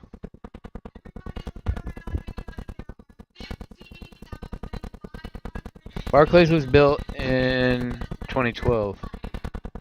Oh, okay. They began building it in 2010. Yeah. It was opened on September 21st of 2012. So around this time, it was about. It was fairly new. Yeah. That's crazy, dude. Out too. It's crazy how quick time goes by, bro. Man, so fast. I say that about kids. I say that about kids because like you get so focused on them, you become oblivious to the outside world in a lot of ways, right? Like before kids, you know, like what albums your favorite artists are about to drop well in advance, so you know what movies are about to come out that haven't come out yet. Yeah. And then you have a kid, and then next thing you know, you're like, oh shit, I'm mid-30s, and I'm like, wait, who are all these new musicians? Wait, what's going on? How come I don't know what's going on in music or movies or the world around me? Like, what happened? 10 years went by. It's like, almost what? like where the time goes. It's almost like where the time goes. No, it's like huge chunks of time go missing. I got easy. Like I got three girls. Just like the other day, it was like I was just thinking. I used to wake up and hear Frozen in the background because they fall asleep with the damn movie on a repeat like 100 times a damn night. And now I blink and I got an 18-year-old daughter, I got a 17-year-old daughter, and my youngest will be 16 in August. Like, bro, like the gray hairs that's in my head, you may not be able to see it, but they're there. They are there. Yeah. And then on top of that, then it's my nieces and my nephews. They having babies now, so it's like, I'm a great uncle. So now it's like I got three more little ones that I gotta look after and stuff. You know what I'm saying? I love them like shit. Those are still my babies. You know what I'm saying? My great nephew, my great niece, my great nephew's into wrestling. He loves wrestling, and I'm going to take him to his first wrestling show. That's going to happen. That's awesome. Am I underwater? What year was Great Balls of Fire? Does anybody remember? Like 2018. 2018, yeah. 2018. Was it really? Mm-hmm. That was when Joe should have been WWE champion. Yeah, he should have gotten it from Lesnar. He should have been WWE champion. He should have beaten Brock Lesnar. Yeah. Easily. It was 2017. Joe should have been champion. It was 2017. Was it? August 2017. August 27. Yeah, 2017. Okay, thank you, Clone Force. Thank you for correcting us. Yeah, you got it. So that was what, 7 years ago? 7. Yeah. My kid wasn't even a teenager yet, and this year he's gonna be 20. I'm like, what? See. I'm like, how's that? That's not real. I'm like, this is a simulation, bro. This has to be, because that time's not real, dude. It's weird, and it gets more like the older you get, the more weird feeling when you think about time, the more it messes with your head. It's really trippy. Well, the conversation we were having the other night, really, like the idea of quantum physics and how we observe time differently through the years. Am I faded, or does anybody hear that noise? Is there still a helicopter above you, Otis? Yeah, there is. That's why I was asking if I was underwater. Yeah, you are. That's wild, man. They just hover above your house, bro? Yeah, I'm right by the Air Force Base, bro. I'm literally like a couple of miles away from the Air Force Base. Literally, right there. It might correct itself in a minute. I don't know. I think they're doing training or something like that, because it's like Well, I heard the other day that somewhere near where you guys are, they got a whole bunch of National Guard and some people from like some bomb radioactive unit because everybody's freaking out over this solar eclipse that's about to happen on April 8th. And they think that like millions of people are going to converge to your guys' area to watch this solar eclipse. Yeah, because it's going to be the closest it's ever been over here. And like, well, Otis is like Otis is like 300, between 300 and 400 miles away from me. But I don't remember if they said it was either Missouri or Arkansas or Oklahoma. It was one of them three spots. It's going to be passing. It's going to be passing more northeast. No, it's coming from the northwest and it's going downward, like towards you guys at an angle. Well, yeah, it's going right over. It's going like right over Oklahoma. It's going southeast. It's going like right over Oklahoma. Like this way. Great Balls of Fire was June of 2017. Yeah. All right, here we go. NXT. I knew it was in the summer. I thought it was August. But it is Bayley versus Sasha right now. Yes, thank you, Clone Force. Clone Force, if you haven't already, like, share, subscribe, all that good stuff. Yeah, Steven. Just go ahead and subscribe, Steven. Who? Steven? Slide devil. Steven Gonzalez? Escalante? Yeah, Oh, yeah. God damn it. You slide little devil. You. All right, this is the match that started the revolution right here. Bro, did you see that LimeWire is back? Get the hell out of here. Holy no shit. way. Get the hell out of here. They tweeted today, bro. I followed them. Get the hell out of here. Yeah, LimeWire's back, bro. Boy, I know LimeWire used to have a lot of people in trouble. Think they was going to get in trouble back in the day. Bro. Speaking of trouble, does anybody really think that Tamina or Bayley or Naomi or anybody who's under the WWE umbrella who went to see Mercedes debut the other night, we think they're going to be in trouble? No. Say again, sorry. Do we think anybody's going to be in trouble for going to see Mercedes debut, like Bayley, Tamina, and Naomi? Do we think that realistically? Do we really think they're going to be in trouble? In the Escalade. In the Escalade? Hell no. Hell no. They better. Triple H understands. I don't think so either. Triple H understands that there's no repercussions being held. No, absolutely. And wait. If that's the case, why did Bayley show up at what was that that California's that California New Japan show that Sasha was involved in? Bayley was there. I think Naomi was there. Triple H was there. Like the whole thing is that they're not on camera. If they are. They can do what they want in their off time. If they Bayley was way up in the rafters, man. Like if they meet up with the owner or whoever's running the show and be like, we're here to see them, but like we cannot be on camera, so don't do that unless it's just already an unwritten acknowledged thing between interpromotional visits and stuff like that. Agreed. But I agree. I don't think that there's any real repercussion going to be coming down for any of them. They were supporting their friend.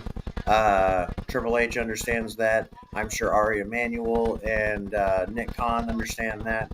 Hold up, Jeremy. Here's a question I want to ask. Do you think Sasha's going to get in trouble when she shows up at WrestleMania and watch Bayley win the Women's Championship? She'd probably be fucking sitting. Well, first of all, we're not. Let's stop calling her Sasha because she's Mercedes Varnado or Mercedes. I can't help it. I can't help it. All right. It's burning my head. There's no chance that she's ever going to be in trouble for going to visit and support her friends doing the very same thing that they did for her. That's what I'm saying. Mercedes will not get in trouble if she goes to WrestleMania. As long as they are not featured on that television without any already written or approval from AEW and or other sides. That's the only situation. I got one for you. Remember when Britt Baker was in front row for Takeover for Adam Cole? Yeah, but AEW hadn't started yet. AEW was started. Absolutely, they were started. Yeah, absolutely. AEW had already been started. Wait, no, they were, but I think that was a mistake by the cameraman. But it was, I mean, it might have been a mistake, but she was in front row and people noticed her. She didn't get in trouble for it.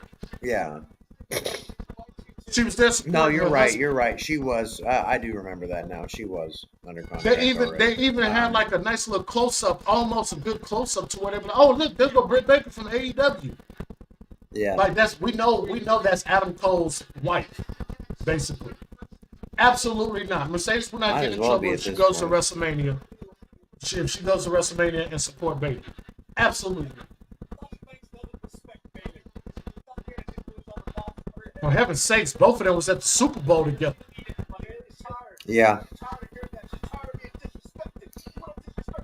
Clone Force. I feel like the reason why Kevin Nash didn't go because he's been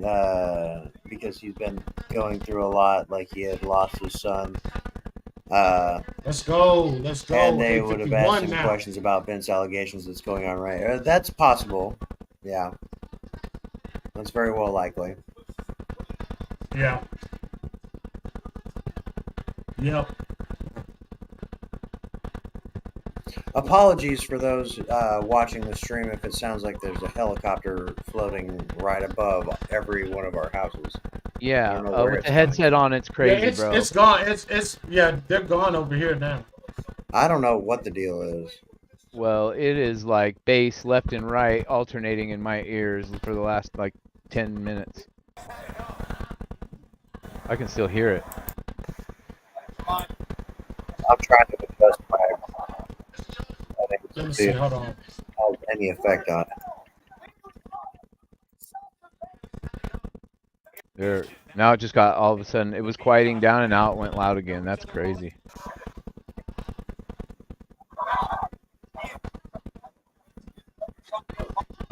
Let's see. Okay, how is it now, Hooli? Still there. So they're home. Let me see.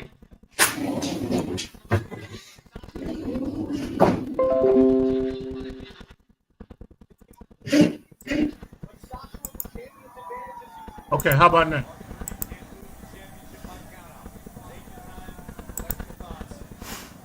Any better, Hooli? No, still there, bro.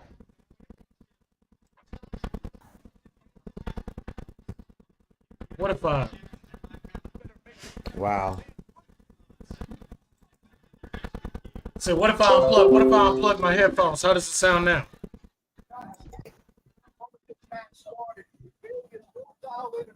Sounds like it's gone. I think it's gone now. Yeah. Just turn your volume. No, it's still there. Turn down your volume. It's back. It's much lower though.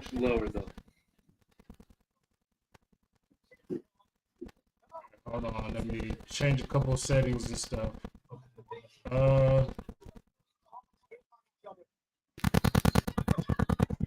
Oh, right, no. That made it worse. Wait. Okay, now it's gone. Hold on.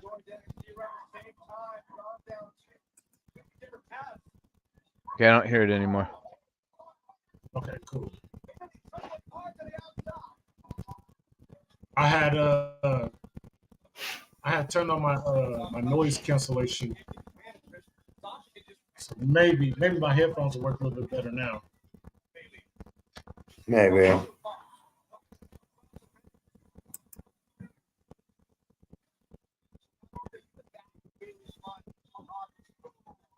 Sasha versus Bayley.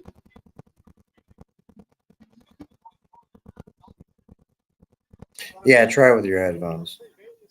Okay, there we go. Did it come back or we good? Yeah, it's for the most part it's gone.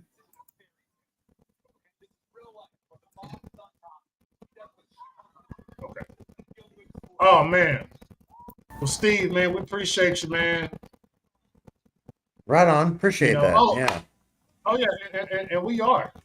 We are, man. We are. We definitely gonna do a lot more of these. This was, and to be honest with you, this was something that was just done up on a whim, and it was a good idea, and football season is over with, so why not?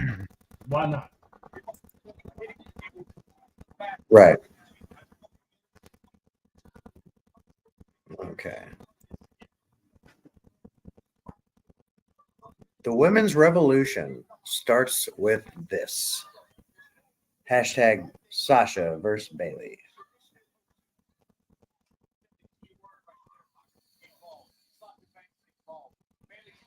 JP, they need to put Britt Baker on the milk carton. Right. Where the fuck is she? Yeah, we don't know where the hell she's not. I know where she is. So, I know where she is. You watch. You watch how different she looks when she comes back. She's healing from her surgeries, her enhancement surgeries. Trust me. She's gonna look way different next time we see her. Yeah, she's gonna look way different next time we see her, just like Charlotte Flair. You really think she's getting enhancements? Mm-hmm. She's already done her nose. If you go back and watch her in the Mae Young Classic, she looked like a different human being already. She's already had a severe nose. She used to have a real bad bump on her nose. Yeah, she got it shaved way down. I think that's the only explanation. Why else would she be gone for so long? She wasn't injured. No, she wasn't injured. Did she just say F wrestling? I don't know. I think that there was a point that she could have been part of that taking some time off, and then felt it. Yeah, I feel like there's more to play in with her in the Devil situation. Not that it necessarily was the idea from the get-go, but I mean, I think that there's a lot to do with that. Who's Clone Force, bro? That's Steven Escalante. Yeah. I'm like, does this guy know us? Because I'm like, there's no way he's just asking these questions. Yeah, he knows us. Yeah. Okay. Yeah, that's Steven Escalante and Gonzalez. Okay. He knows his shit. He knows his shit. I'll give it to him. He knows his stuff. He knows his stuff. Well, I mean, he's just asking questions like, and they're very reminiscent to the videos that JD puts out. That's all. Oh, he said OTS for life. Okay, that makes sense. And I see now. And that's fine. Yeah. And that's fine though. I think The Rock is kind of, because he is up there at TKO and stuff. I do. Hey, baby. Rock he could definitely pretty much do a little bit more than what other people can do. And if anybody's if you've watched many WrestleManias pre I don't want to say PG era, because I think of the PG era with like John Cena and Batista and Randy Orton all coming in. No, that was the Ruthless Aggression era. Okay, so yeah, PG era. If you watch any WrestleMania pre-PG era and you watch a number of them, they always have a legend, somebody's returning, something always to create that aura, that big WrestleMania feel and moment. They always do this. Why are people having a problem? If they take this away, then WrestleMania is just a big old Monday Night Raw show. I don't want to see that. Yeah. I want to see something epic that has me jump out of my seat and be like, F yeah, or like, hell no, like what just happened? Like, yeah, you know what I'm saying? Something.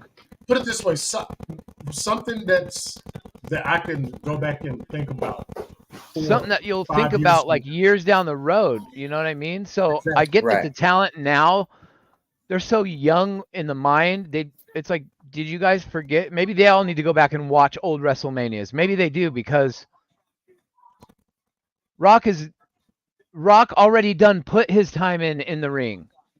Mm-hmm. He's the reason why. If The Rock doesn't become the biggest actor in the world, you think these Sasha, Mercedes Monets, you think these Okadas are making in the millions? No. Even when John Cena was new, like how many wrestlers made over $1 million?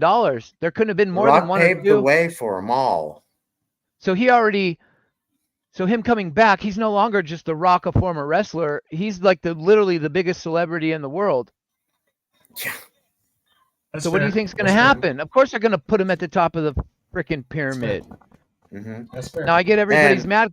Maybe The Rock just had the wherewithal and the smarts to, hey, let me put my promos on Instagram and Twitter because there's no editing. So all the Attitude Era people that grew up watching me, I'll get them in. And then all the Cody people that hate that I'm back, they'll hate me even more. That pulls them in more. He's got everybody, parents, grandparents, everybody's coming to watch this shit. Yep. So they can bitch backstage and be like, oh, he gets to swear and we just get to sit there and say dookie diarrhea. Well, come up with something better, you goof. Right. Maybe if you came out dressed like a professional wrestler and not like you were on some European how many other modeling D words, tour. How many other D words could Seth have come up with? Like dementia Dwayne. What is this guy losing his mind? We should call him Dementia Dwayne. Or there's several other D words that I could even like. Dementia was just the first one, but all things you didn't considered, even necessarily have to match it with delusional Dwayne would have been great. Delusional Dwayne would have been better. So he could have referred to him being like juiced up on steroids. He could have done a number of things, but he said diarrhea. That was literally he ruined that was the final straw with Seth Rollins in this whole thing for me was that. And then Cody crying and then Rock owning him again, not only during that Twitter promo, but again when he came out on SmackDown on Friday. That whole Steve, this is a good point. This is a great point. I forgot all about this. When that promo that Rollins and Riddle cut, both of them were cursing. No, when Rollins was talking about Riddle's divorce, he called him a bitch ass. That was lame to me. It kind of was. It seemed like it was cheesy. Being forced. It was forced. What it was, but. They were really trying to be on the cutting edge of promos at that point. Yeah, but it was a little bit of realism because it was rumors that they did really, for real, did not like each other. So is that helicopter back? I hear it again. Nope. That's wild. I don't know. Like if we need to sync all of our... Let me leave and come back. I'm gonna leave and come back. Hold up. Well, I hope he comes back. All right. Holy stepped out for a second. We're just checking some audio issues, guys. Checking some audio issues. That's the one thing we didn't really sync any of our settings. Between the three of us. Yeah. Oh well, yeah, that would be a good idea. All right, let's see. No, it's still there. That's crazy, man. I don't know. It'll get ironed out. Like we're gonna have to go through and sync all of our settings at a certain point. But The Rock, even with that entrance, I can't stop watching that clip, bro. His entrance just has me like the way that the smoke was just hovering ground level made him look like he was sort of levitating kinda, and then that lightning when it just illuminated him at the very end, it was like, I mean, how is supposed to anybody? Okay, so they made him that would have been good. They made him Black Adam to come to real life basically in his intro, and it's like, and then you get whoa or whoa. Those are your two options. Is it two different ways to say whoa? I like The Rock's new entrance. I love this. And then when it goes from the old music at the beginning and then cuts into the really slow Hollywood rock, man, bro. Fire. Yep. I'm good with him. I'm good with him. He gets to say and do whatever he wants if I'm running the show. I'm like, yep, he's the world's biggest star, and he's going to be treated as such. The bank statement. She should have just Bayley got it on. Statement. Oh, she kicked it over. Bayley. She should have kept the bank statement and called it something different. I mean,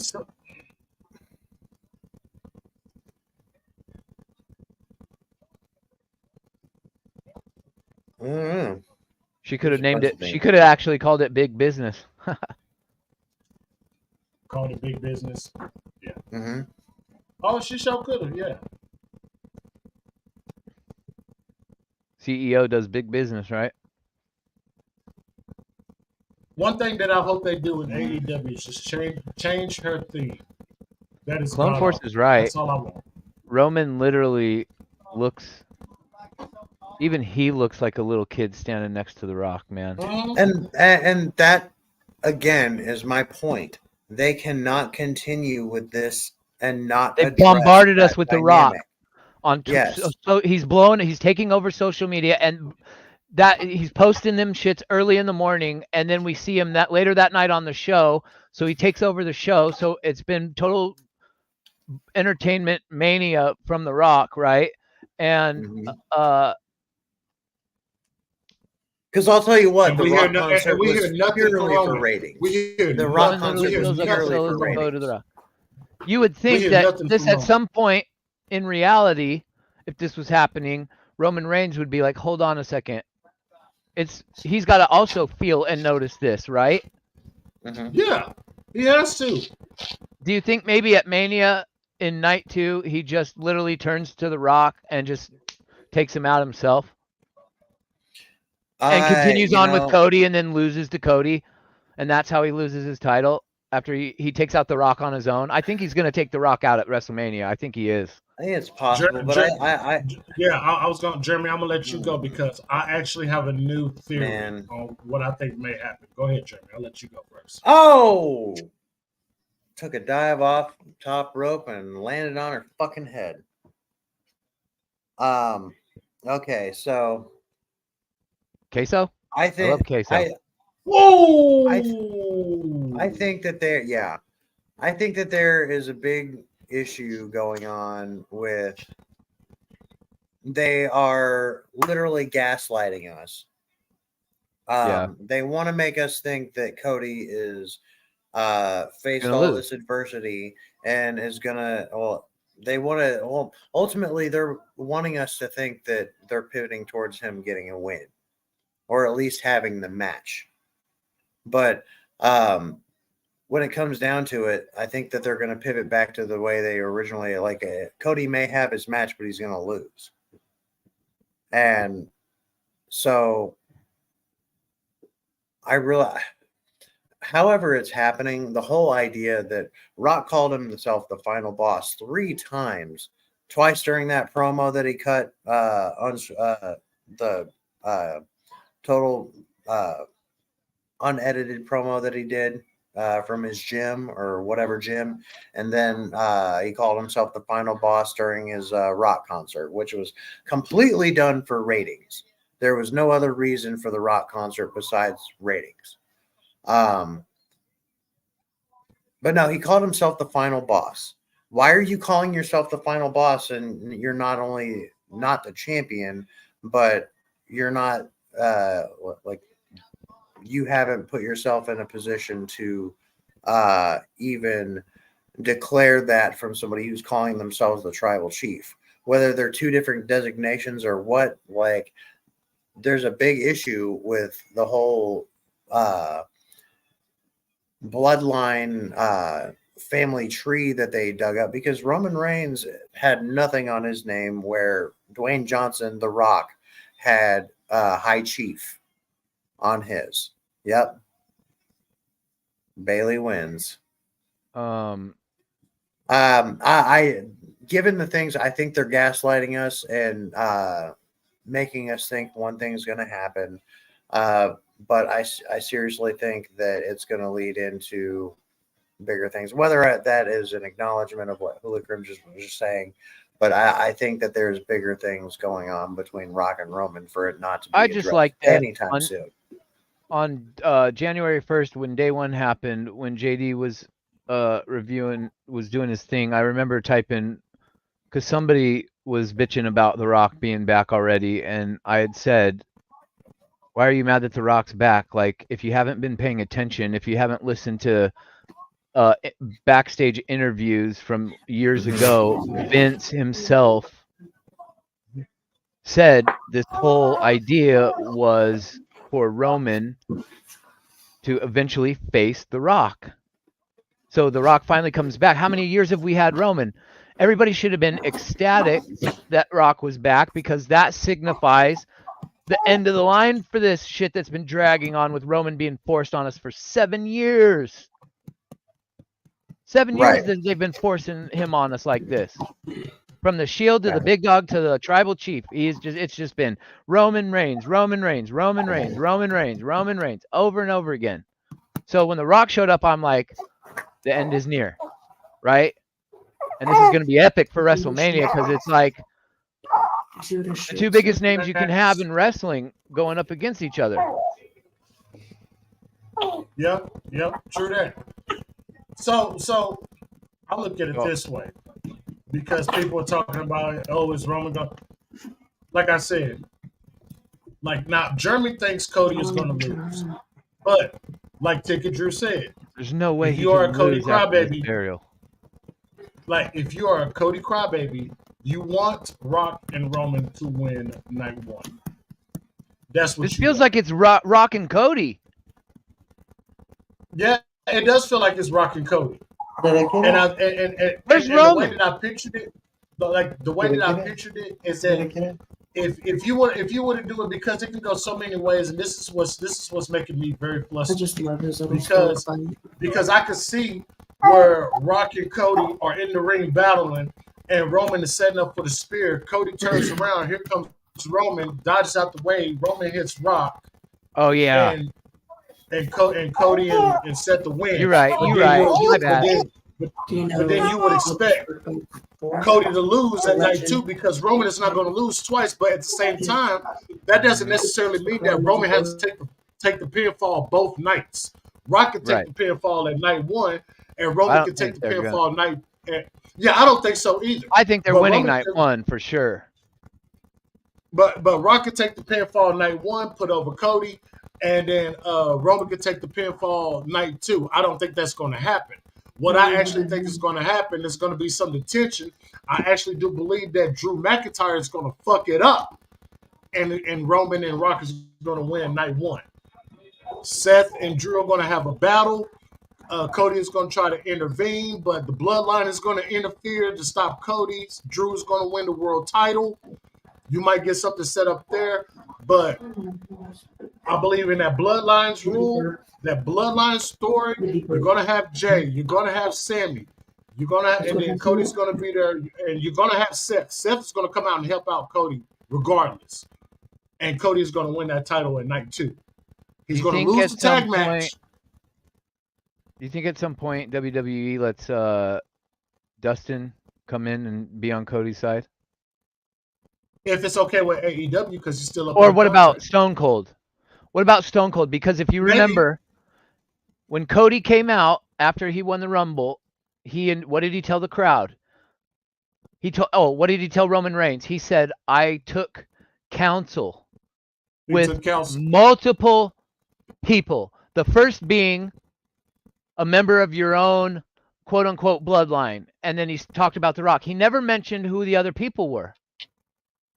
Yeah, after weeks of Rock just owning this whole storyline, then he finally brings. You have to have somebody on deck that's got to at least have some sort of comparability to match what Roman has with The Rock being by his side. That tells me it's got to be somebody from the Attitude Era. Goldust is from the Attitude Era. He's related directly to Cody.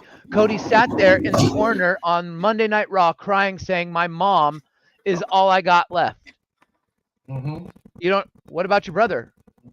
Yeah. What about Dusty or Dustin? Like I said, if this plays what about a very Stone Cold? Part, Stone Cold, if this plays a very, it would be Triple H if he could wrestle. It would be Triple H, but he can't go. So there's got to be somebody from that era.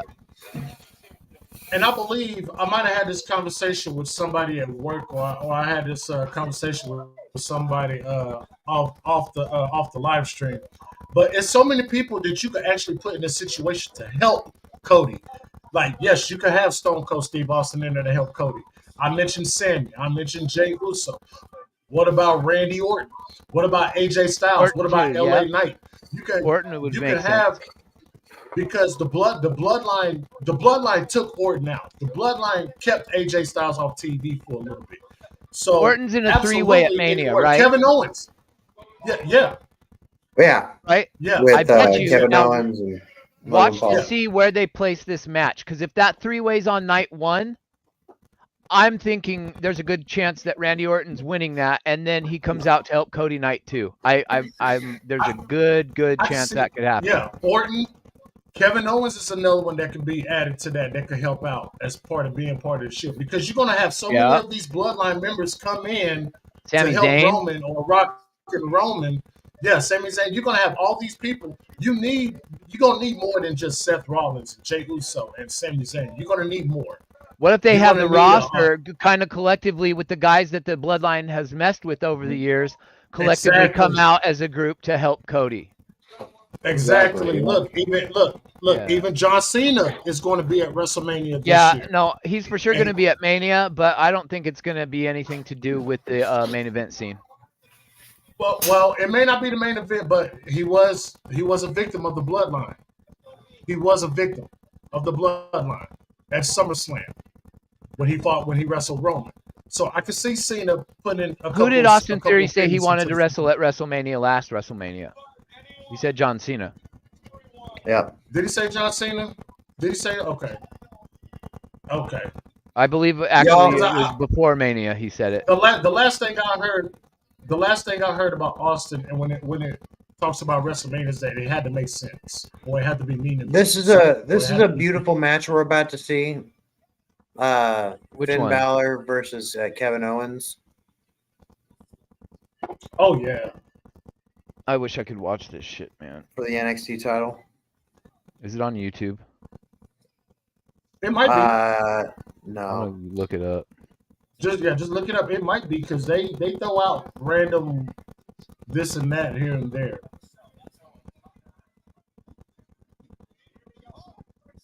But yeah, this they fought in Japan at the NXT. Yeah, they're actually showing the showcase right now.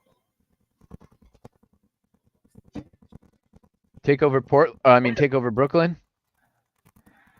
Yeah. Yep. Takeover Brooklyn.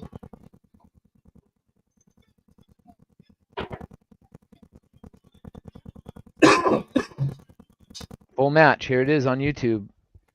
Yep. No, this ain't it. This is from 3 years ago. Well, this match. Somebody might have uploaded it 3 years ago. NXT Brooklyn. It's on WWE's YouTube page. Did they upload it? I don't know if they uploaded it. I'm not too sure. But the number of times they've run. Is it a ladder match? Yeah. Yeah. Okay, this is it then. But they only uploaded it 3 years ago. That's crazy. Okay. Yeah, they probably had just uploaded it then. But yeah, they faced each other. Finn won the NXT title from Kevin Owens at Beast in the East. That was in Japan. Beast in the East. That was when Brock Lesnar was there. That's right. That was 2017, right? Yeah.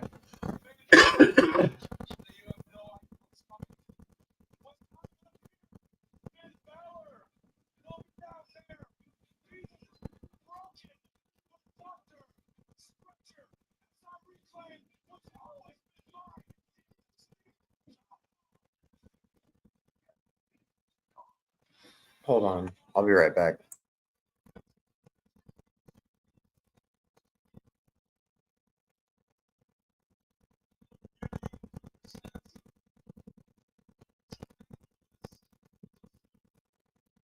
Oh, that was the announcers are Corey Graves. What's the bald guy's name?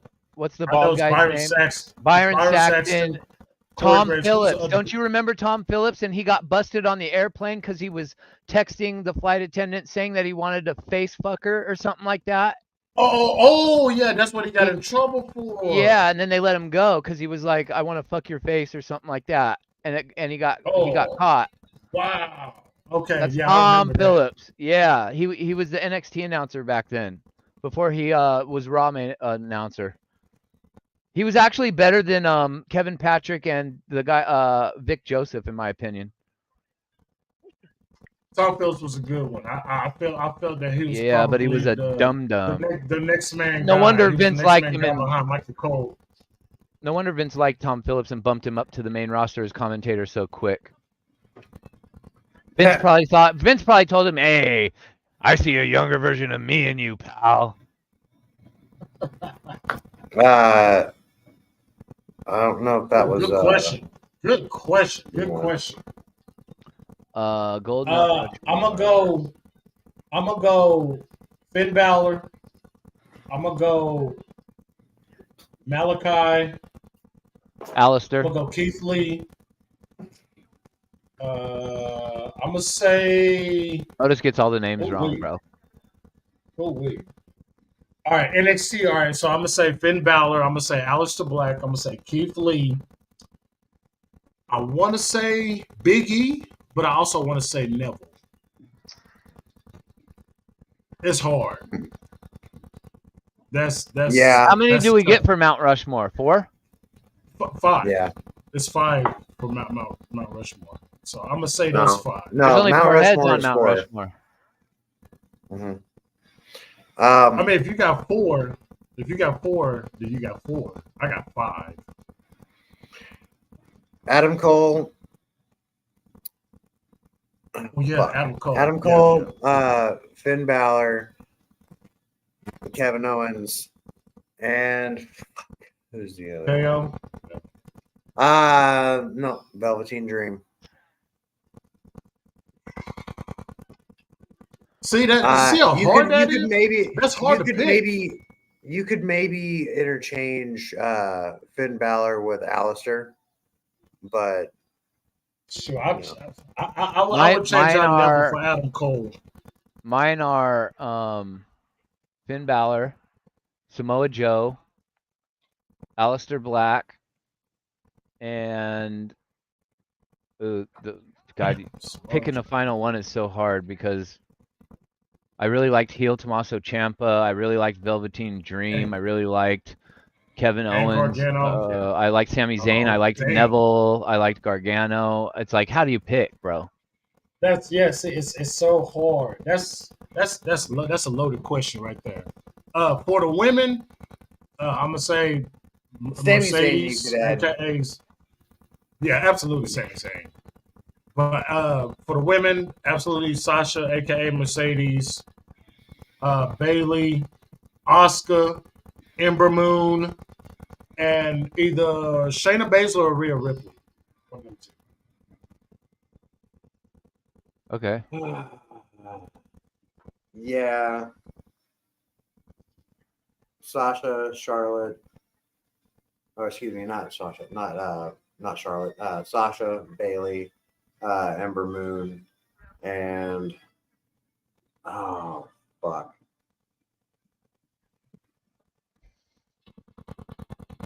I said either Rhea Ripley or Shayna Baszler. I didn't like Shayna Baszler, to be honest. Rhea Ripley. I liked her matches. I just hated her character, but that's how good she was. She was really good. Yeah. My top 4. Too. My top 4 are Rhea Ripley, Alexa Bliss, Fight Me Anyone.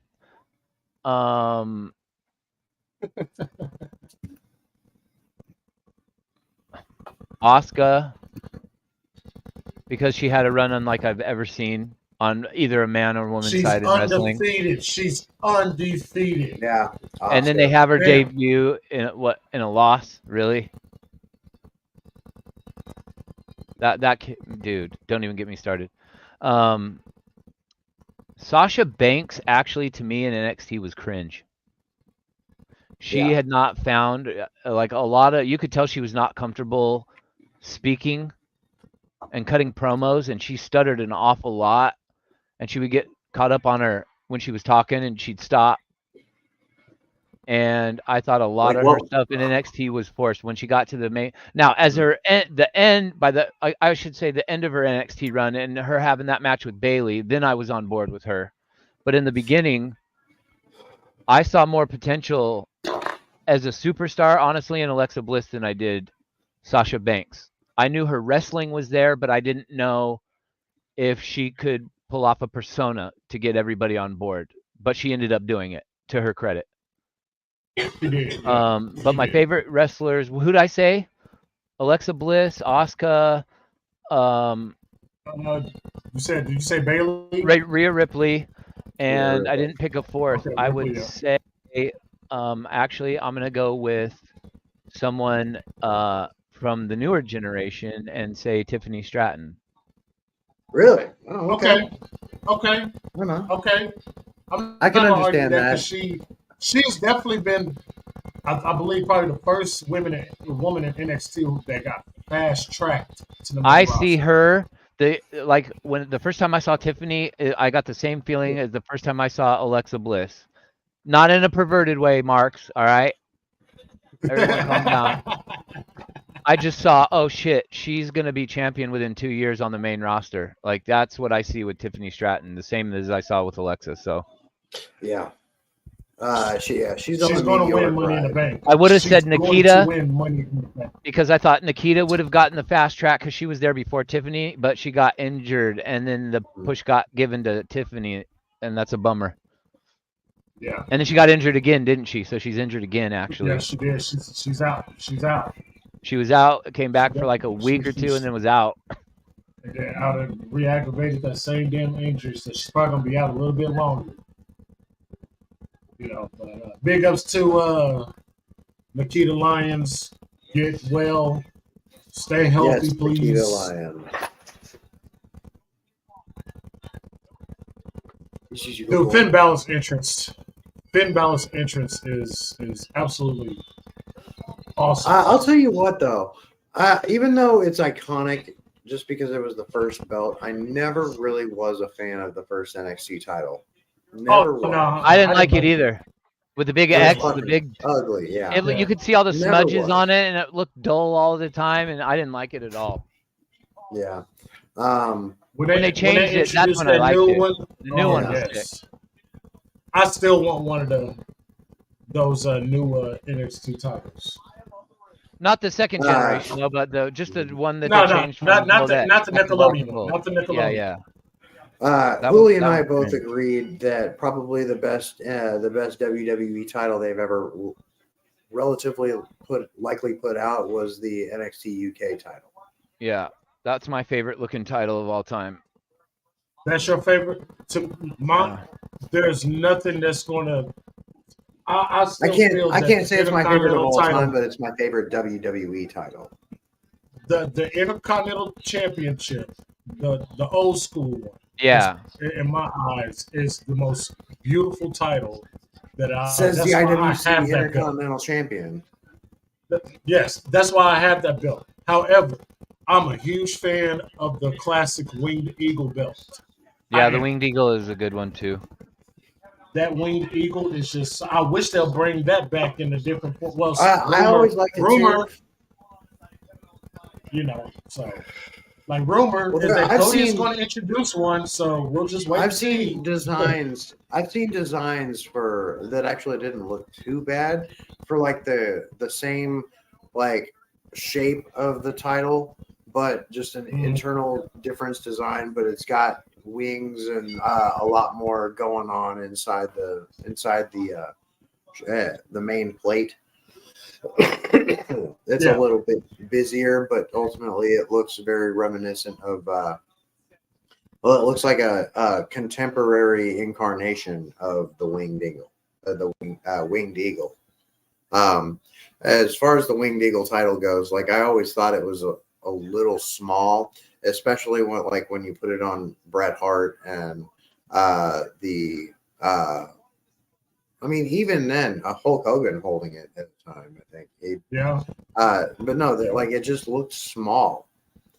And I don't know. I always pictured a title with a little bit more size to it, and just the bigger the title, the more prestigious. And that's just a preference, in my opinion. That's all. I liked Stone Cold's title after the Bret Hart's Winged Eagle. I liked that one. Okay, so you like the Globe that title. Was the attitude era. The Attitude Globe title. The Big Eagle. The Big Eagle. Yeah, the Big Eagle. Yeah.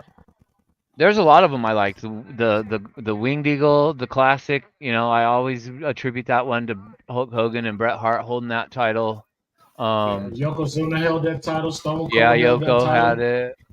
Shawn Michaels held that title. But the belt I always attribute when I think of Shawn Michaels is the white Intercontinental title. Wow, Kevin Owens just laid flat on Finn Balor. Oh, Finn Balor. I don't know where you guys are in the match. Finn Balor just dove over the top rope onto Kevin Owens for me. Well, I can't tell you exactly. And he just picked up a ladder. Senton. Yeah, nobody's touched the ladder. 9 minutes and 12 seconds into the match. Yeah, I just got into the senton. Nobody's went after the. People are looking in the crowd. Why do people look in the crowd? They're cheering for some reason. Have they gotten the ladder out yet? Oh, Daniel Bryan. No ladders are out. How am I ahead of you when you guys started like 10 minutes before I did? What? You probably missed some of the entrances. Yeah. Yeah, they don't show the entrances on YouTube, which is lame. And it's their own company. Yeah. That's weird. You can't really see it very well, but this is the title. Oh, shit.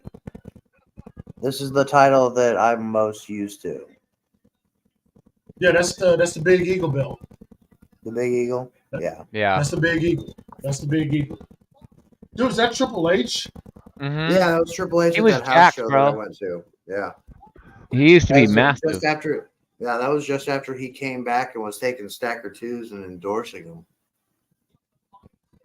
Oh, Cannonball.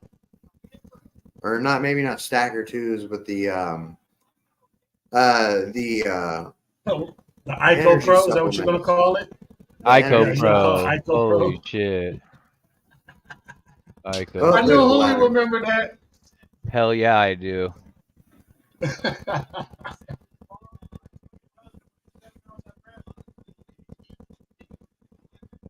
Oh, Kevin Owens just clotheslined the hell out of Finn Balor. Holy crap. Jesus.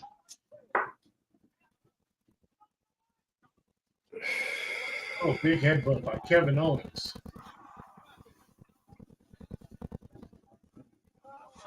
Kevin Owens in NXT was ruthless, man. He was vicious. Right. He hit dudes hard as hell. Like his power bomb on the ring apron, that always got me. To Sami Zayn, on the LED board, that shit was nasty. And there's a reversal. Wasn't that an NXT Revolution? For a superplex? Well, I'm not sure. I think it was Revolution. But no, I think that was an NXT. Yeah, that was. Kevin Owens, NXT Revolution. He has you'll be up getting ready to give him a superplex, like a overhead superplex or something like that, and he will reverse it and basically do his own reversal suplex or almost into maybe a Falcon Arrow, but it looks fucking incredible. Oh man, you want to know what move I popped pretty good for? It was the first time I saw my boy, the Bruiserweight, Pete Dunne, and he did that X-Plex. First time I've ever seen an X-Plex. I was like, what the fuck was that? Like, you know who I popped? The finisher I popped huge for was the first time I saw Finn Balor do the coup de grace. Oh, the double stomp? Yeah. I've never seen nobody come off the top rope and land on somebody's chest like that before. I'm like, what? How's he not killing dudes? Right. You know what? I'm going to say it was so believable when he did it. I'm going to say that I don't care what version of Kevin Owens you like in WWE. There's no better heel version of Kevin Owens than the heel KO in NXT. Mm-hmm. Agreed. Absolutely. I love what I remember. I Good watched Lord. PWG. Like I always watched after like replays of PWG throughout their history. Whenever I came into opportunity to, but like I remember watching Kevin Steen at the time and El Generico doing matches in PWG and Ring of Honor, and no, to watch them run it back in NXT was fun.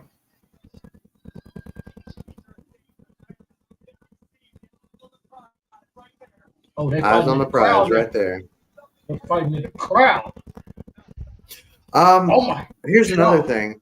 How do you guys feel about? You saw that they or at least Hooli knows what I'm talking about. Whenever they have a ladder match like this and they have to climb a ladder to get to the title, do you guys like the title already being up there, like before the match already starts, or do you like to see the champion come out, relinquish the title to the referee, and he hooks it on and it goes up? Do you like to actually see that aspect of it? Yeah, I like that better. I do too. I do. I never like, well, why he's the champion? Why doesn't he have it? Oh, it's already hooked up. Yeah. So I agree. Sometimes I can imagine they would do that to cut time, but I mean, I always just like that aspect. Like I'm relinquishing this to put it on the line. I hope I don't lose it. It just adds another element to the show.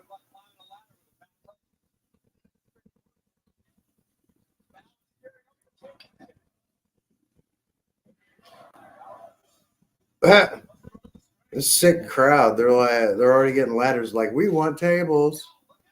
It's a lot of. I didn't realize this, but it's a lot of Kevin Owens fans at this event. Oh yeah, big time.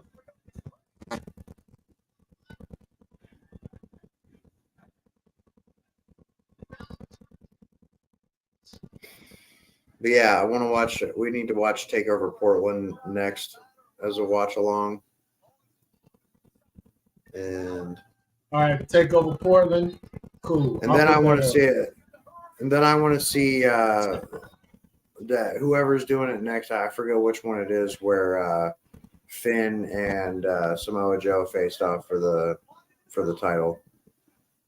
That Black was overseas. That's the one Hooli was talking about. That was London. That was NXT London.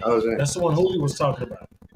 Yeah. When he came out as NXT Jack the Ripper. London, or was it? Yeah, it was London when he came out as Jack the Ripper.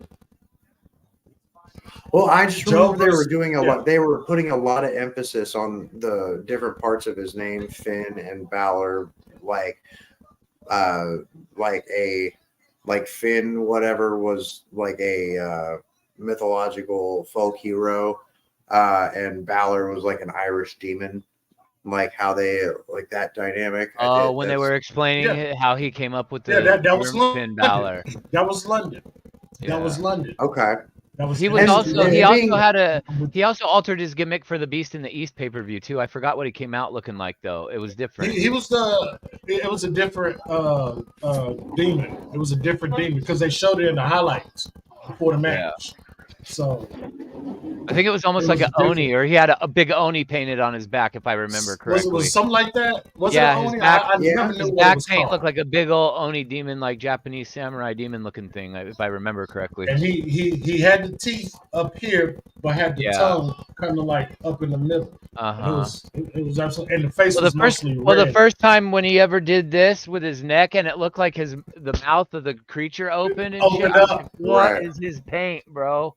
I was so like, here, where is it? I still got this. It's all dusty right now, but I still got this. Like, I don't know if y'all can see this shit. You can't really just angle it downward first. Angle it down at a downward angle. Kind of like you got to do it like this. You got to bring it up like that. Why doesn't like it the Undertaker rising up or something? But it's the digital effect. I see it. Yeah. Yeah, I see it. That's the Demon Balor. The Demon Balor. Nice. Yeah, that's Demon Balor. Nice. That's Demon Balor. Holy. Oh, Pele kick.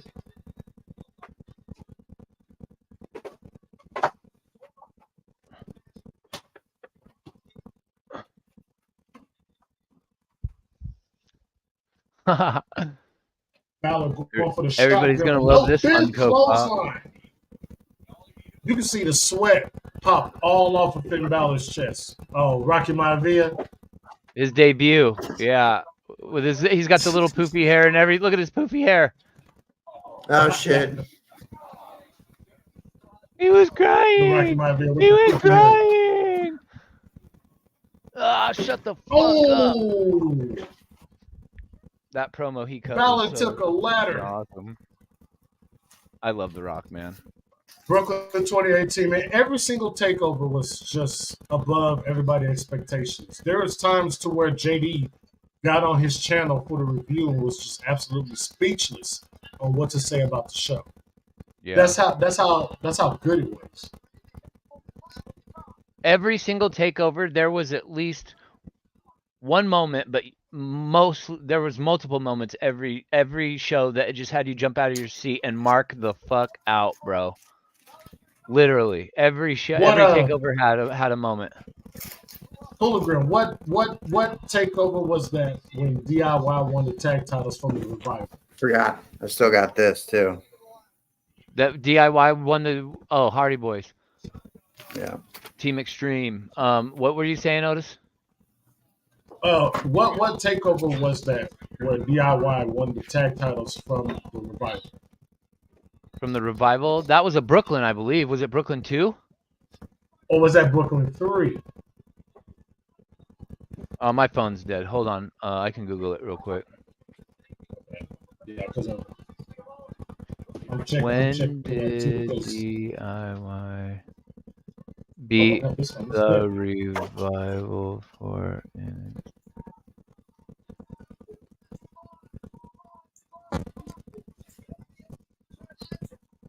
that was Takeover Toronto. Canada. Toronto. Yeah. Dude, that was a great crowd. Great. It was absolutely amazing. That was 2016.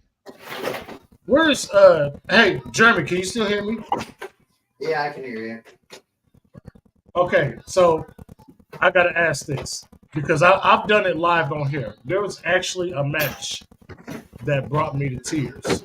Has there been a match that you guys watched that brought y'all to tears, or even remotely almost bring you to tears? Oh shit! Yeah, in NXT, yeah, there's a match I can specifically think of that I teared up heavy for, and that was Sasha and Bayley. Brooklyn won. I legit fucking had like tears coming out my face. Yeah. I can't necessarily remember any specific WWE matches that elicited more emotion from me than just utter shock. But the one thing I was a bit taken back whenever Ric Flair finally got super kicked by Shawn Michaels. Yeah, but I remember. I got a lump in my throat. I was hard. Yeah, but I think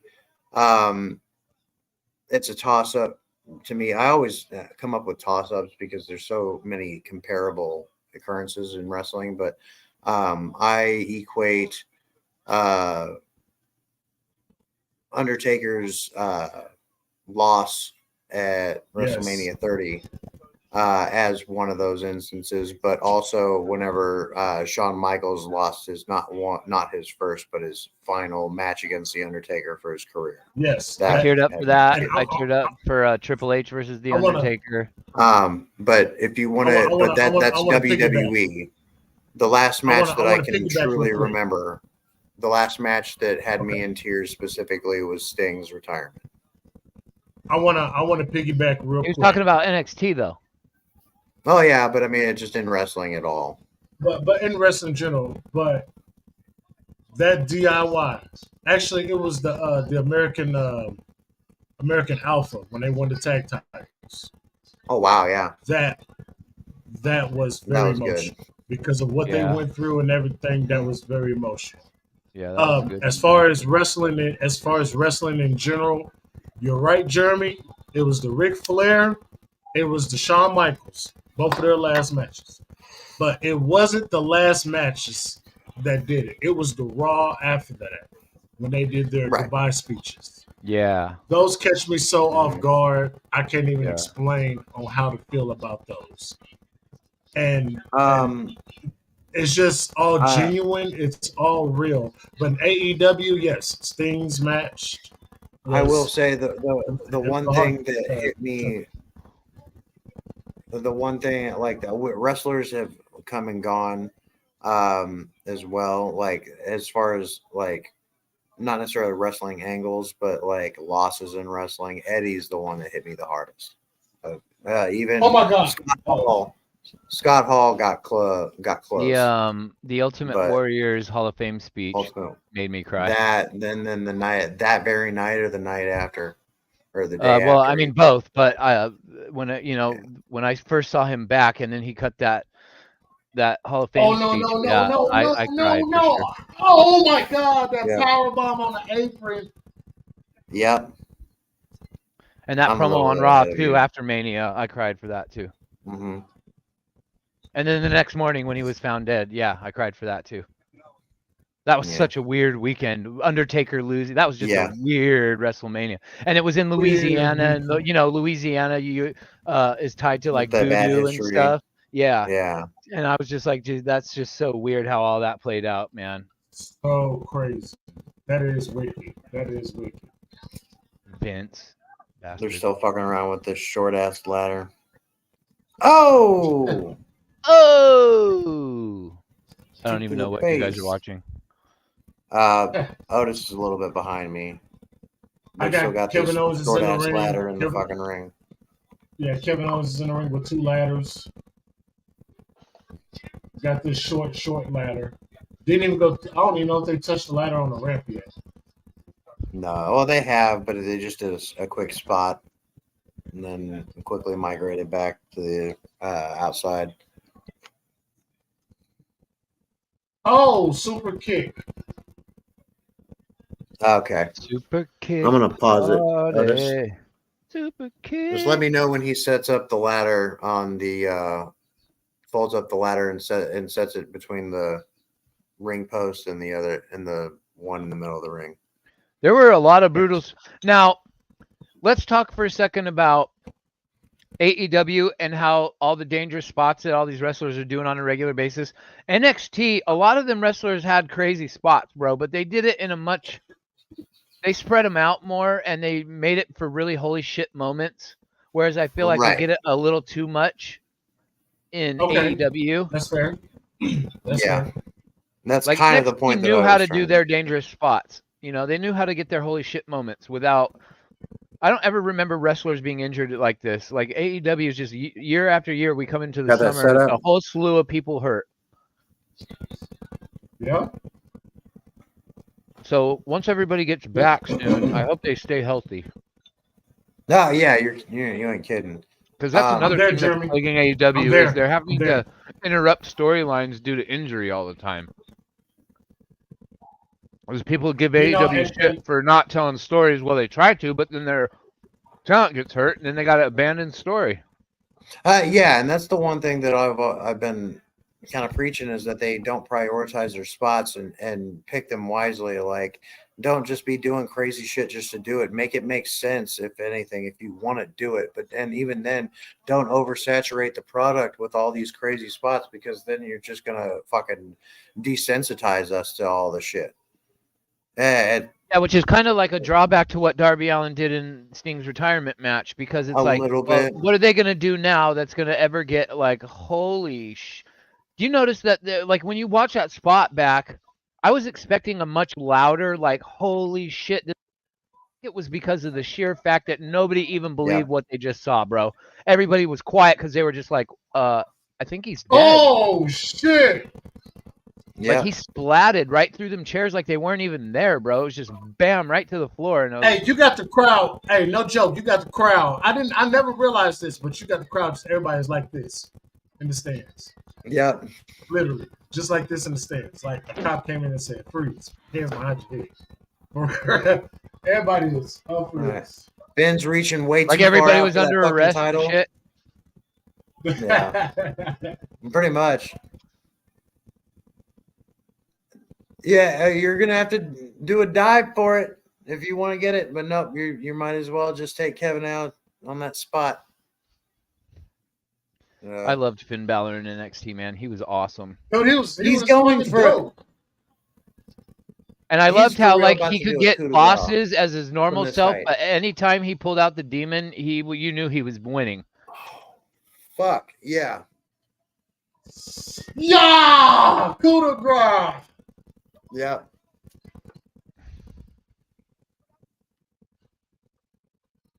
Yeah, Balor was he's a stiff worker in NXT too, man. He really held his own for being a smaller guy. Like he really was believable. Him and AJ Styles, they do a great job at that. Yeah. Kevin Owens is not. Wow. Somebody on Twitter the other night posted that picture of AJ Styles on SmackDown and was like said something about AJ looking like Macho Man or something, and it does. He looks just like him in that post. Yep. He does. Wow. He's even got the paint on beard and everything. So check this out. I just saw a sign that said Dana Brooke is god awful. Wow. I forgot she was on the NXT roster back then. This was in 2015 now. Yeah. Well, that whole statement has transcended her entire career leading up until now. That's 9 fucking years, bro. And she's not there anymore. Yeah. She's in TNA right now. Under what name? Ash by Elegance. Yeah, Elegance by Ash or something. Oh God. Ash Abara or something like that. Well, I mean, hopefully, I haven't watched TNA, and I know Jesse abandoned ship with that too. Did he? Or he kind of bounces back and forth. I don't know what the deal is. He'll check it out. But he abandoned ship for whatever reason with the TNA watch-alongs. I don't know what he's doing these days, but no, like I have no interest in seeing Dana Brooke on my television. And I can't understand why anybody else would too. Why they would sign her besides the fact that she's ex-WWE. Like she brought nothing to the table. Well, you know why? I'll tell you why right now. I bet she's got some. I bet she could be. I bet she's got it's some. The TNA. They wanted in the TNA. She's for sure got some Vince McMahon's. Oh yeah, she got some dirt. She got some. Guarantee you, she was. I guarantee you, Vince employed her services at one point or another.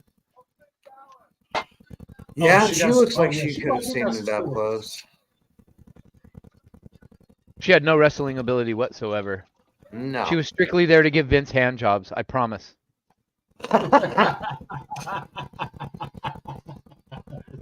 Oh, yeah. Oh, my goodness. Sure. Yeah, I'll put you in a match. That's good shit. Oh, yeah. Good shit. Yeah. You want a title match? You want to wrestle for the women's championship? Come on. What you got to do? Just spit on it a little bit. What are you doing, Nick? I can see you've never done this before.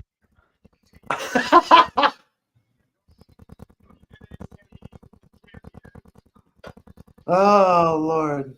That's probably how a lot of them diva style ladies got girl. TV time, if you want to be realistic, because a lot of them couldn't wrestle worth a fucking lick over the years. Right. Tori Wilson couldn't wrestle. Sable couldn't wrestle. I mean, she could towards the end. She got better. Trish got better, but she did. Lita could wrestle, obviously. But most of them couldn't. Molly Holly could wrestle. She was good. Yeah, Molly Holly was good. But she wasn't also like sexualized based off her appearance and her gimmick and stuff too. So that's what I always enjoyed about Molly Holly, was that I thought she was pretty, but like they didn't make her like a toy like they did all the other model-esque looking inflatable Barbie dolls that they had on the roster at the time. Same way for Ivory too. Like Ivory can actually wrestle too. Ivory was good. What's her name was good too. Victoria. I really liked Victoria a lot. Victoria, yeah. I like Melina. There was room. Yeah, Melina. Melina was like the perfect combo of like wrestling ability. She wasn't the best, but she had decent ability and looks. Obviously, she was great. She was all right on the microphone for what she was given, great. but I mean, I didn't like her on the wasn't mic. given- That's where I was like, ew, was on the mic. Yeah, Melina was good. Ivory was good. Like, Molly Holly was good. Victoria was Jacqueline was good. I like Jacqueline. Candice She's Michelle. old school with it too, and she's old school. Jacqueline was old school with it too. Here's a name that never comes up in the women, and I would want to get your thoughts on what you thought of her. Not necessarily her gimmick and character, but just her in-ring stuff. Eve Torres, you remember her? Oh Yeah. Lord, yeah. You know, now that you mention she's it, got you know, got some heat. She's got some heat with Vince for sure. You know, whether Torres, she knows something. I liked her. Like I did too. She was cool. I liked her too. I look at Eve Torres, and she's the exact same person I see when I see Raquel Gonzalez Rodriguez. Oh, okay. She reminds me of Eve Torres because they're both tall as shit, but she was good, and even Raquel is good too. So I'll give credit, you know, where it's due. I think Eve Torres she was one of the good ones. She definitely was. Why do they have Raquel come out and flex her trap and shoulder muscles if she has no definition? I guess she's only showing off her best feature, I guess. Yeah. Well, either she's got to get lean or she's got to get on the juice and put some lines on that back. Otherwise, I don't understand why that's always been her intro. I've never been able to figure that out. It's like she thinks she's Chris Masters or something, and then comes out and has like no lines on her body. It's like, what are you doing? Yeah. But yeah, there was a lot of the old school wrestlers. Luna Vachon, I think she was pretty good back in those days. I was so terrified of Luna Vachon as a little kid, man. Right, she terrified me. I was terrified of her. I remember the first time I saw her on my television. It was like a WWE Superstars on Saturday morning or something, and they were replaying a clip from whatever, maybe a Monday Night Raw or something like that, and I literally didn't realize that the side of her head was paint. I thought she had veins bulging out of the side of her head, and I'm like, what is? And she would always like yell and scream like that, right? And I'm like, what is this demon? That was a good one. That was a good one right there. Literally terrified me when I was a little kid. Yeah. Luna Vachon, she was one of those demented ones or whatever. Then when she switched up and was with Goldust for a cool minute. You know who made me feel sick when I would watch him wrestle was Mankind. When he would pull his hair out and rock back and forth, I would literally have a feeling in my stomach. I'm like, something's wrong with this dude. I can't remember if we Mrs. Foley's baby boy.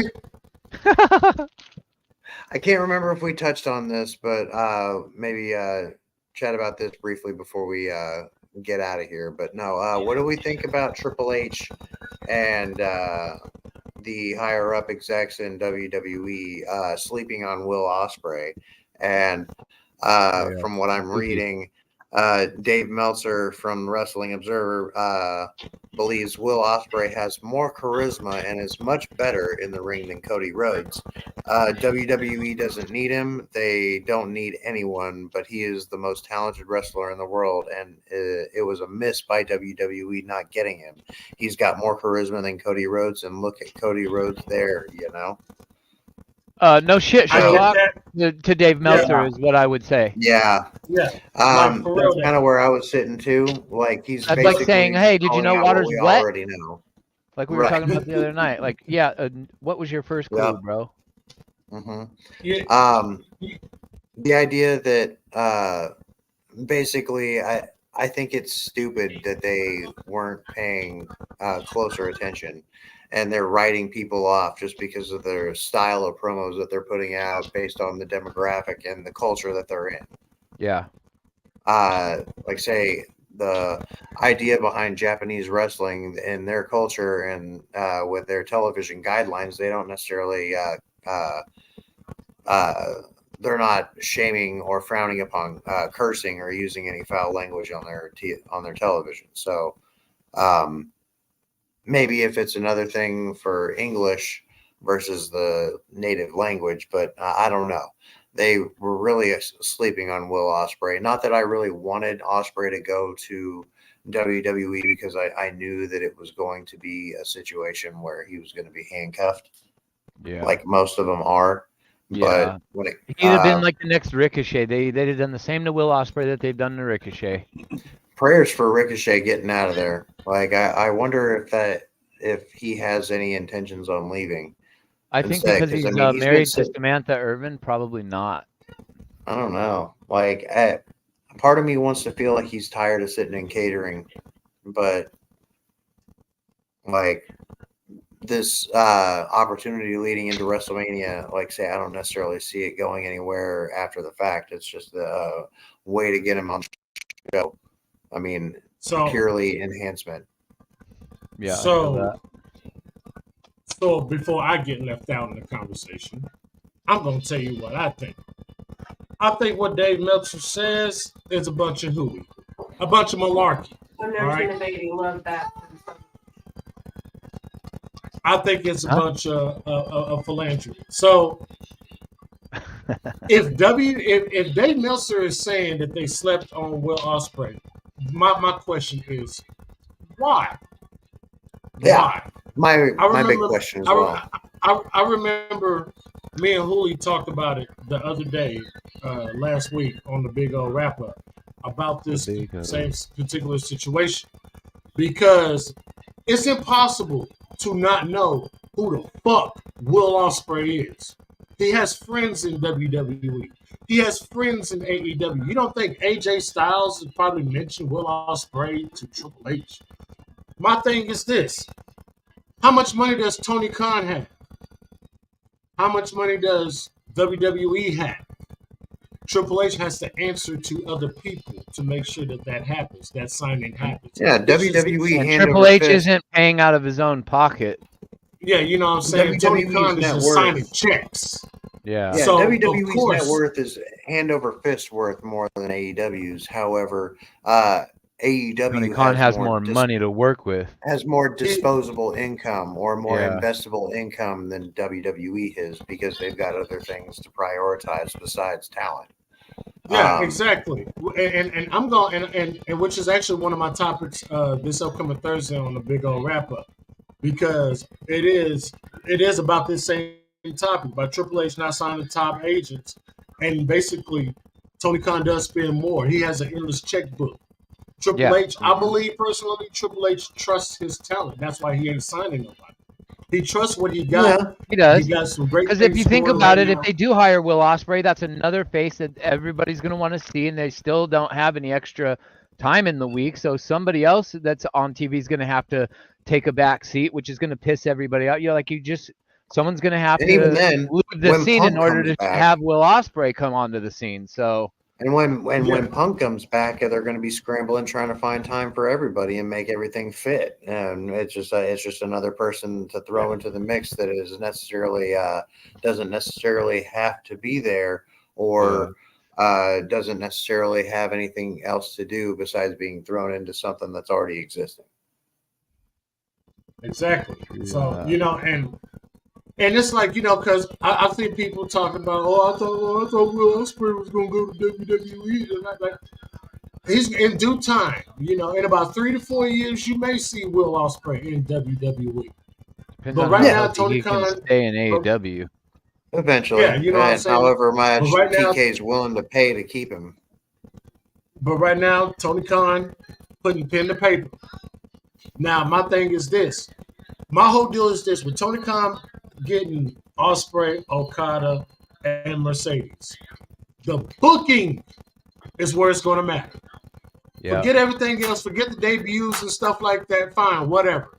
It is what it is. The booking is where it matters. And right now, Will Ospreay's got a nice hot start going for himself. Okada's just now getting into the door. Okada's already getting ready to go for a championship. Why Will Ospreay ain't up there with a championship? Because they want to really build Will Ospreay. With the resume that Okada has, he needs a championship. He almost needs it. And I think they're propelling Ospreay probably higher past. Like, what's Okada? Okada's not going for the AEW World Title. He's only going for he's Eddie up for the Kingston. Continental Crown. Right. Yeah, and I think that, and that's you can. So when you bring an Okada in, if he's going for the mid title, that's fine, right? That's why he's a heel. That's why he's a heel. Yeah, give it that. exactly. Like say, That's give why him time to like these matches that they've basically signed themselves up for low key, especially at least with Okada and Eddie Kingston. I don't know if that match has been made official besides for Dynamite, but they're gonna have some kind of fuck finish leading into making it happen. But no, I think it's a good way to get their feet wet, like Otis was kind of saying. Let them get their bearings and find the direction that they want. They want to go, and this will at least give them a good jumping off point that if they want to pivot or change direction, they haven't gone very far. So if things don't work out the first time, they can see what works the next.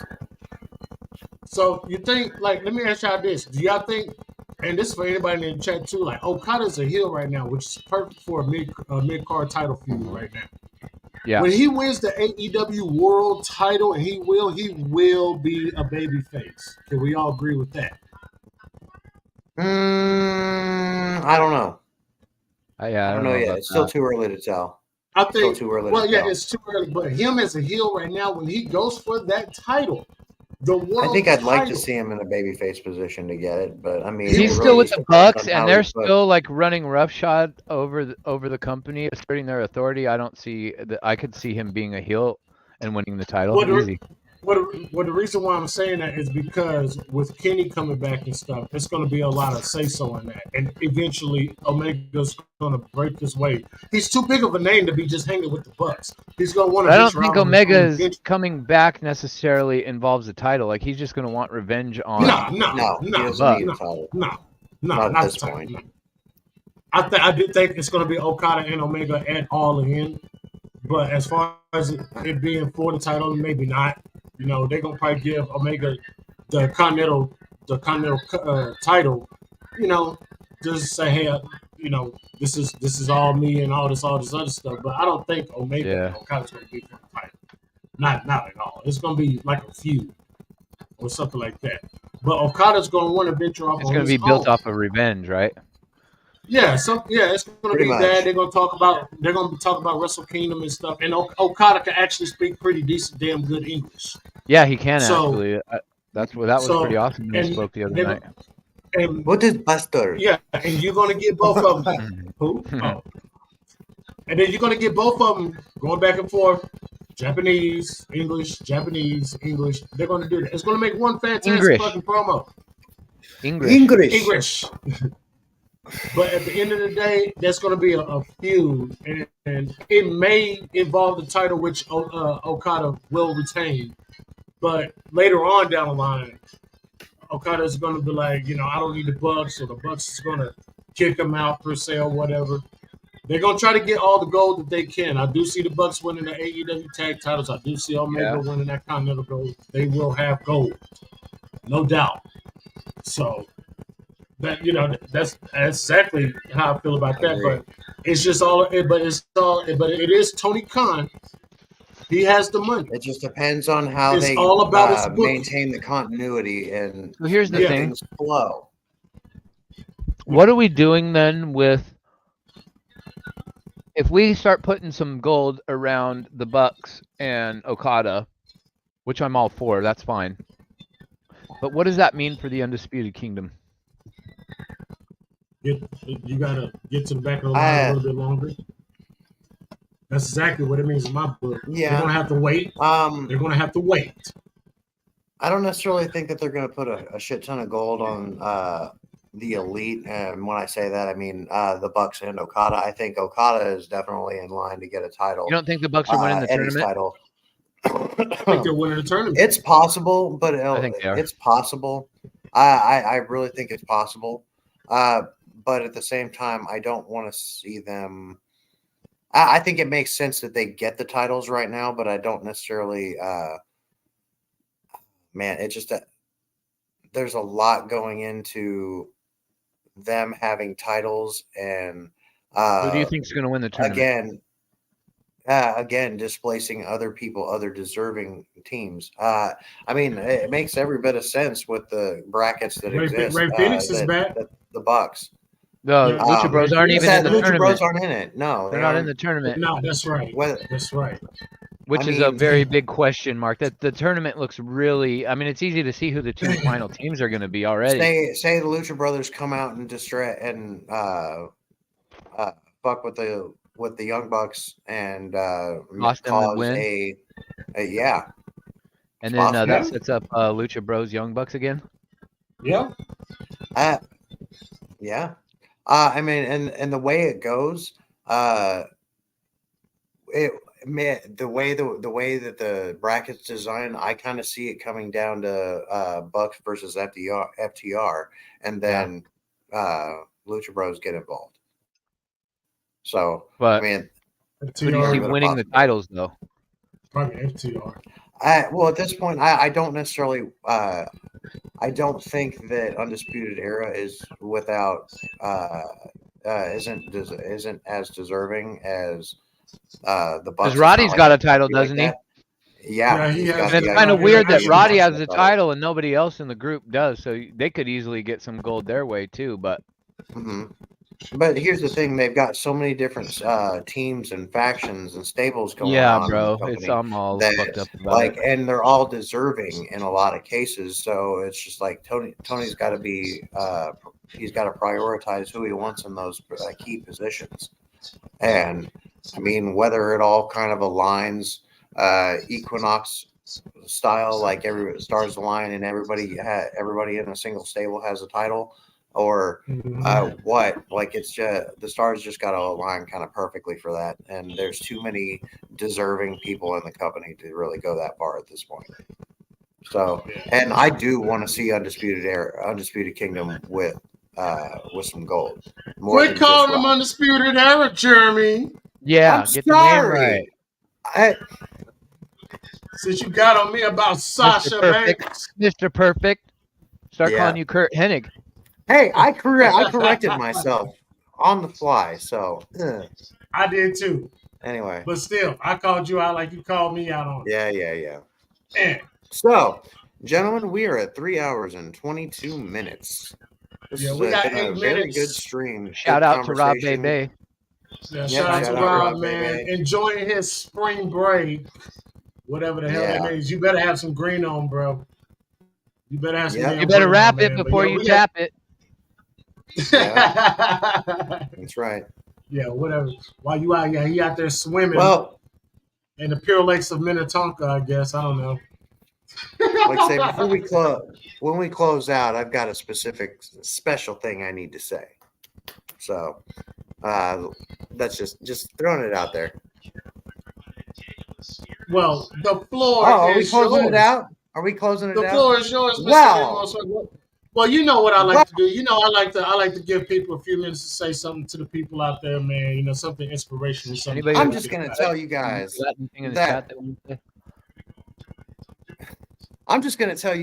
that this guy right here is about to be the biggest and best thing in the IWC. Probably much better than that weirdo Otis and that fucking vagrant degenerate Rob Bebe. But before you start giving me a little bit of cross-eyed, Otis, I'm just fucking with you.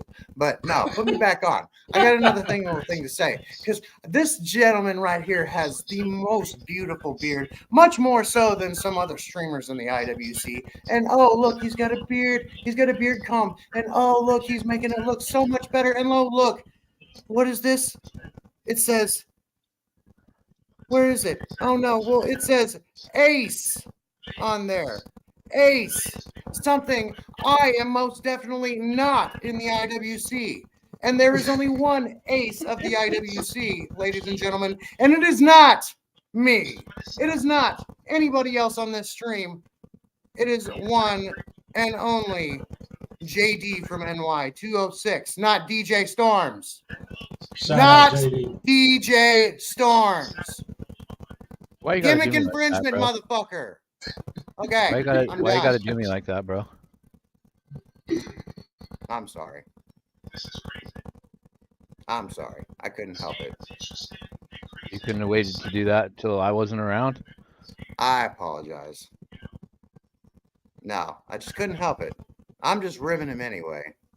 But either way, there's only it's one the ace. Business. Now, Hologram, upon request, yeah. I know we've had a few discussions about getting some good shots of you, so we don't get no bad intro. But I see that you got the big eye put up. But do you have anything nice you want to say to the people out there before we get back here? Nah, this was fun. I'm sorry I don't have the means to do the watch alongs to actually like watch and talk about like I know I got off topic. It was hard to stay on topic when I wasn't watching with you guys, so sorry about that. But thanks for letting me on the panel. It's always a good time talking wrestling with you both. Absolutely. Definitely. You know, we love having Mania. Oh hell yeah. Man, you got to be here for the watch along. You got to be here on the panel for the watch along. It does. Well, because I know it's going to be early as fuck when Stand and Deliver goes live for you because it's 10:30 when I go live in the morning. So I definitely understand that. But WrestleMania, I hope you're here on the panel, bro. I'll try to be. I'm stretched really thin that whole weekend because I got to watch Supercard of Honor, the Hall of Fame. I got to do a review with DJ Storms about Supercard of Honor. Got to watch. Wait, isn't that Friday? Isn't that on a Friday?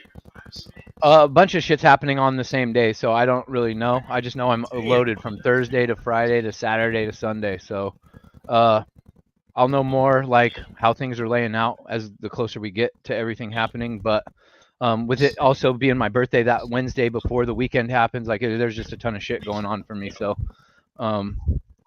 yeah, I will do. You'll probably see me at some point. Hopefully, man. Hey, go ahead and put your cash app in the chat, Hologram, man. Let's get Hoolie's birthday off to a great start. Yep. You know what I'm saying? Let's set him up. Set him up for a nice little birthday coming up. Sorry, I was in the kitchen. My bad. Oh, you're good. You cooking? You cooking? You in there cooking something?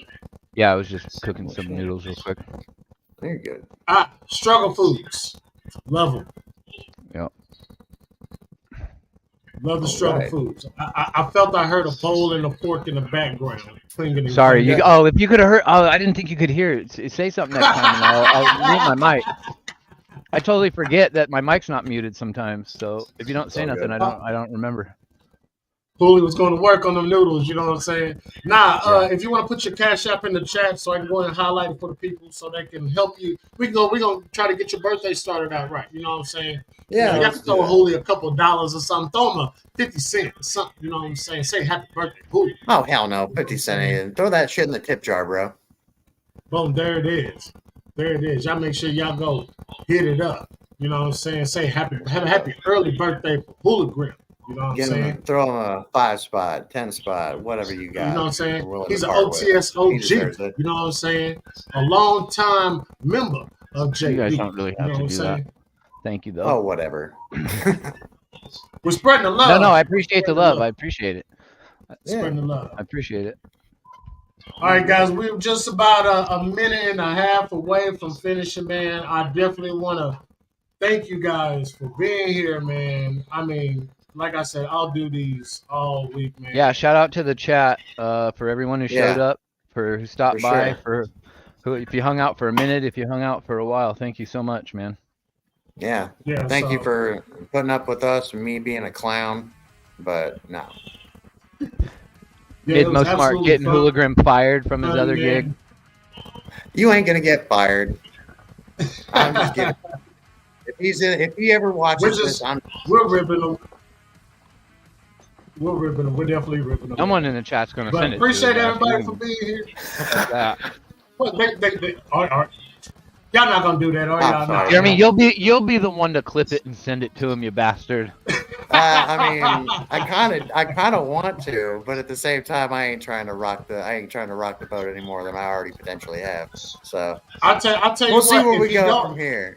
Yeah, if he doesn't hear it, Hey, if he doesn't just hear full it, disclaimer, I had no idea that was about to happen. I had nothing No, to he do with didn't. that. He had no idea. no idea. No idea. Just a simple promo. It was just an offset promo, man. Oh no, hopefully one day hopefully DJ can come over here and join us and we can get into some more wrestling conversation and stuff. I think that'll be pretty cool for the four of us to be on a nice panel discussing wrestling and what possibly Maybe can he happen. might be able to understand a few other points of what we're all trying to convey here. Because there's more sides to this stuff. I personally would like to pick his mind about the Cody and Roman and Rock situation. I would like to know, where does he see this ending? Will it be at WrestleMania? Will it be at SummerSlam? Could it be the Madison Square Garden show, which I've always said needs to be televised if that's the fucking case? But who knows? Who knows? Yes, guys, we're going to get up out of here, man. Y'all know who it is. It's your boy BiggOh. We got Hologram down here. The mid-most smart. Put them ones up. Y'all know what it is. We are the OTS. I got T-Rex arms. If you don't know, now you know. Happy St. Valentine's Day, guys. St. Patrick's Day. Yeah, St. Valentine's Day. Never heard that. I'm putting the two together.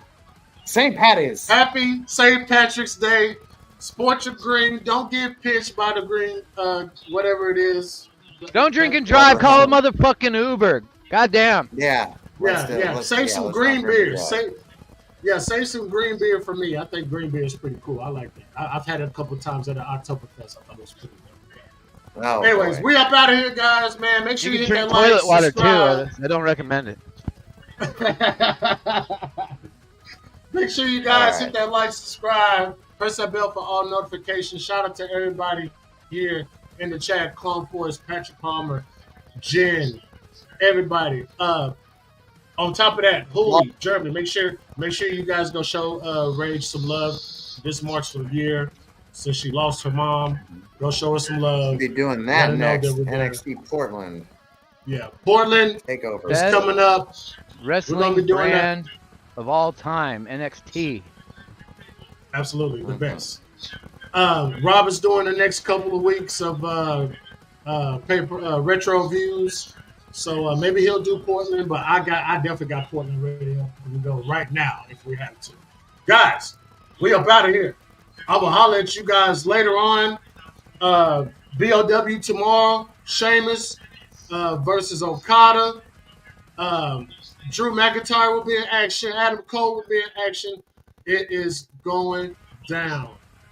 Till then, guys, it's your boy BiggOh. I'm going to leave y'all with the intro. Deuces. Ooses. We go.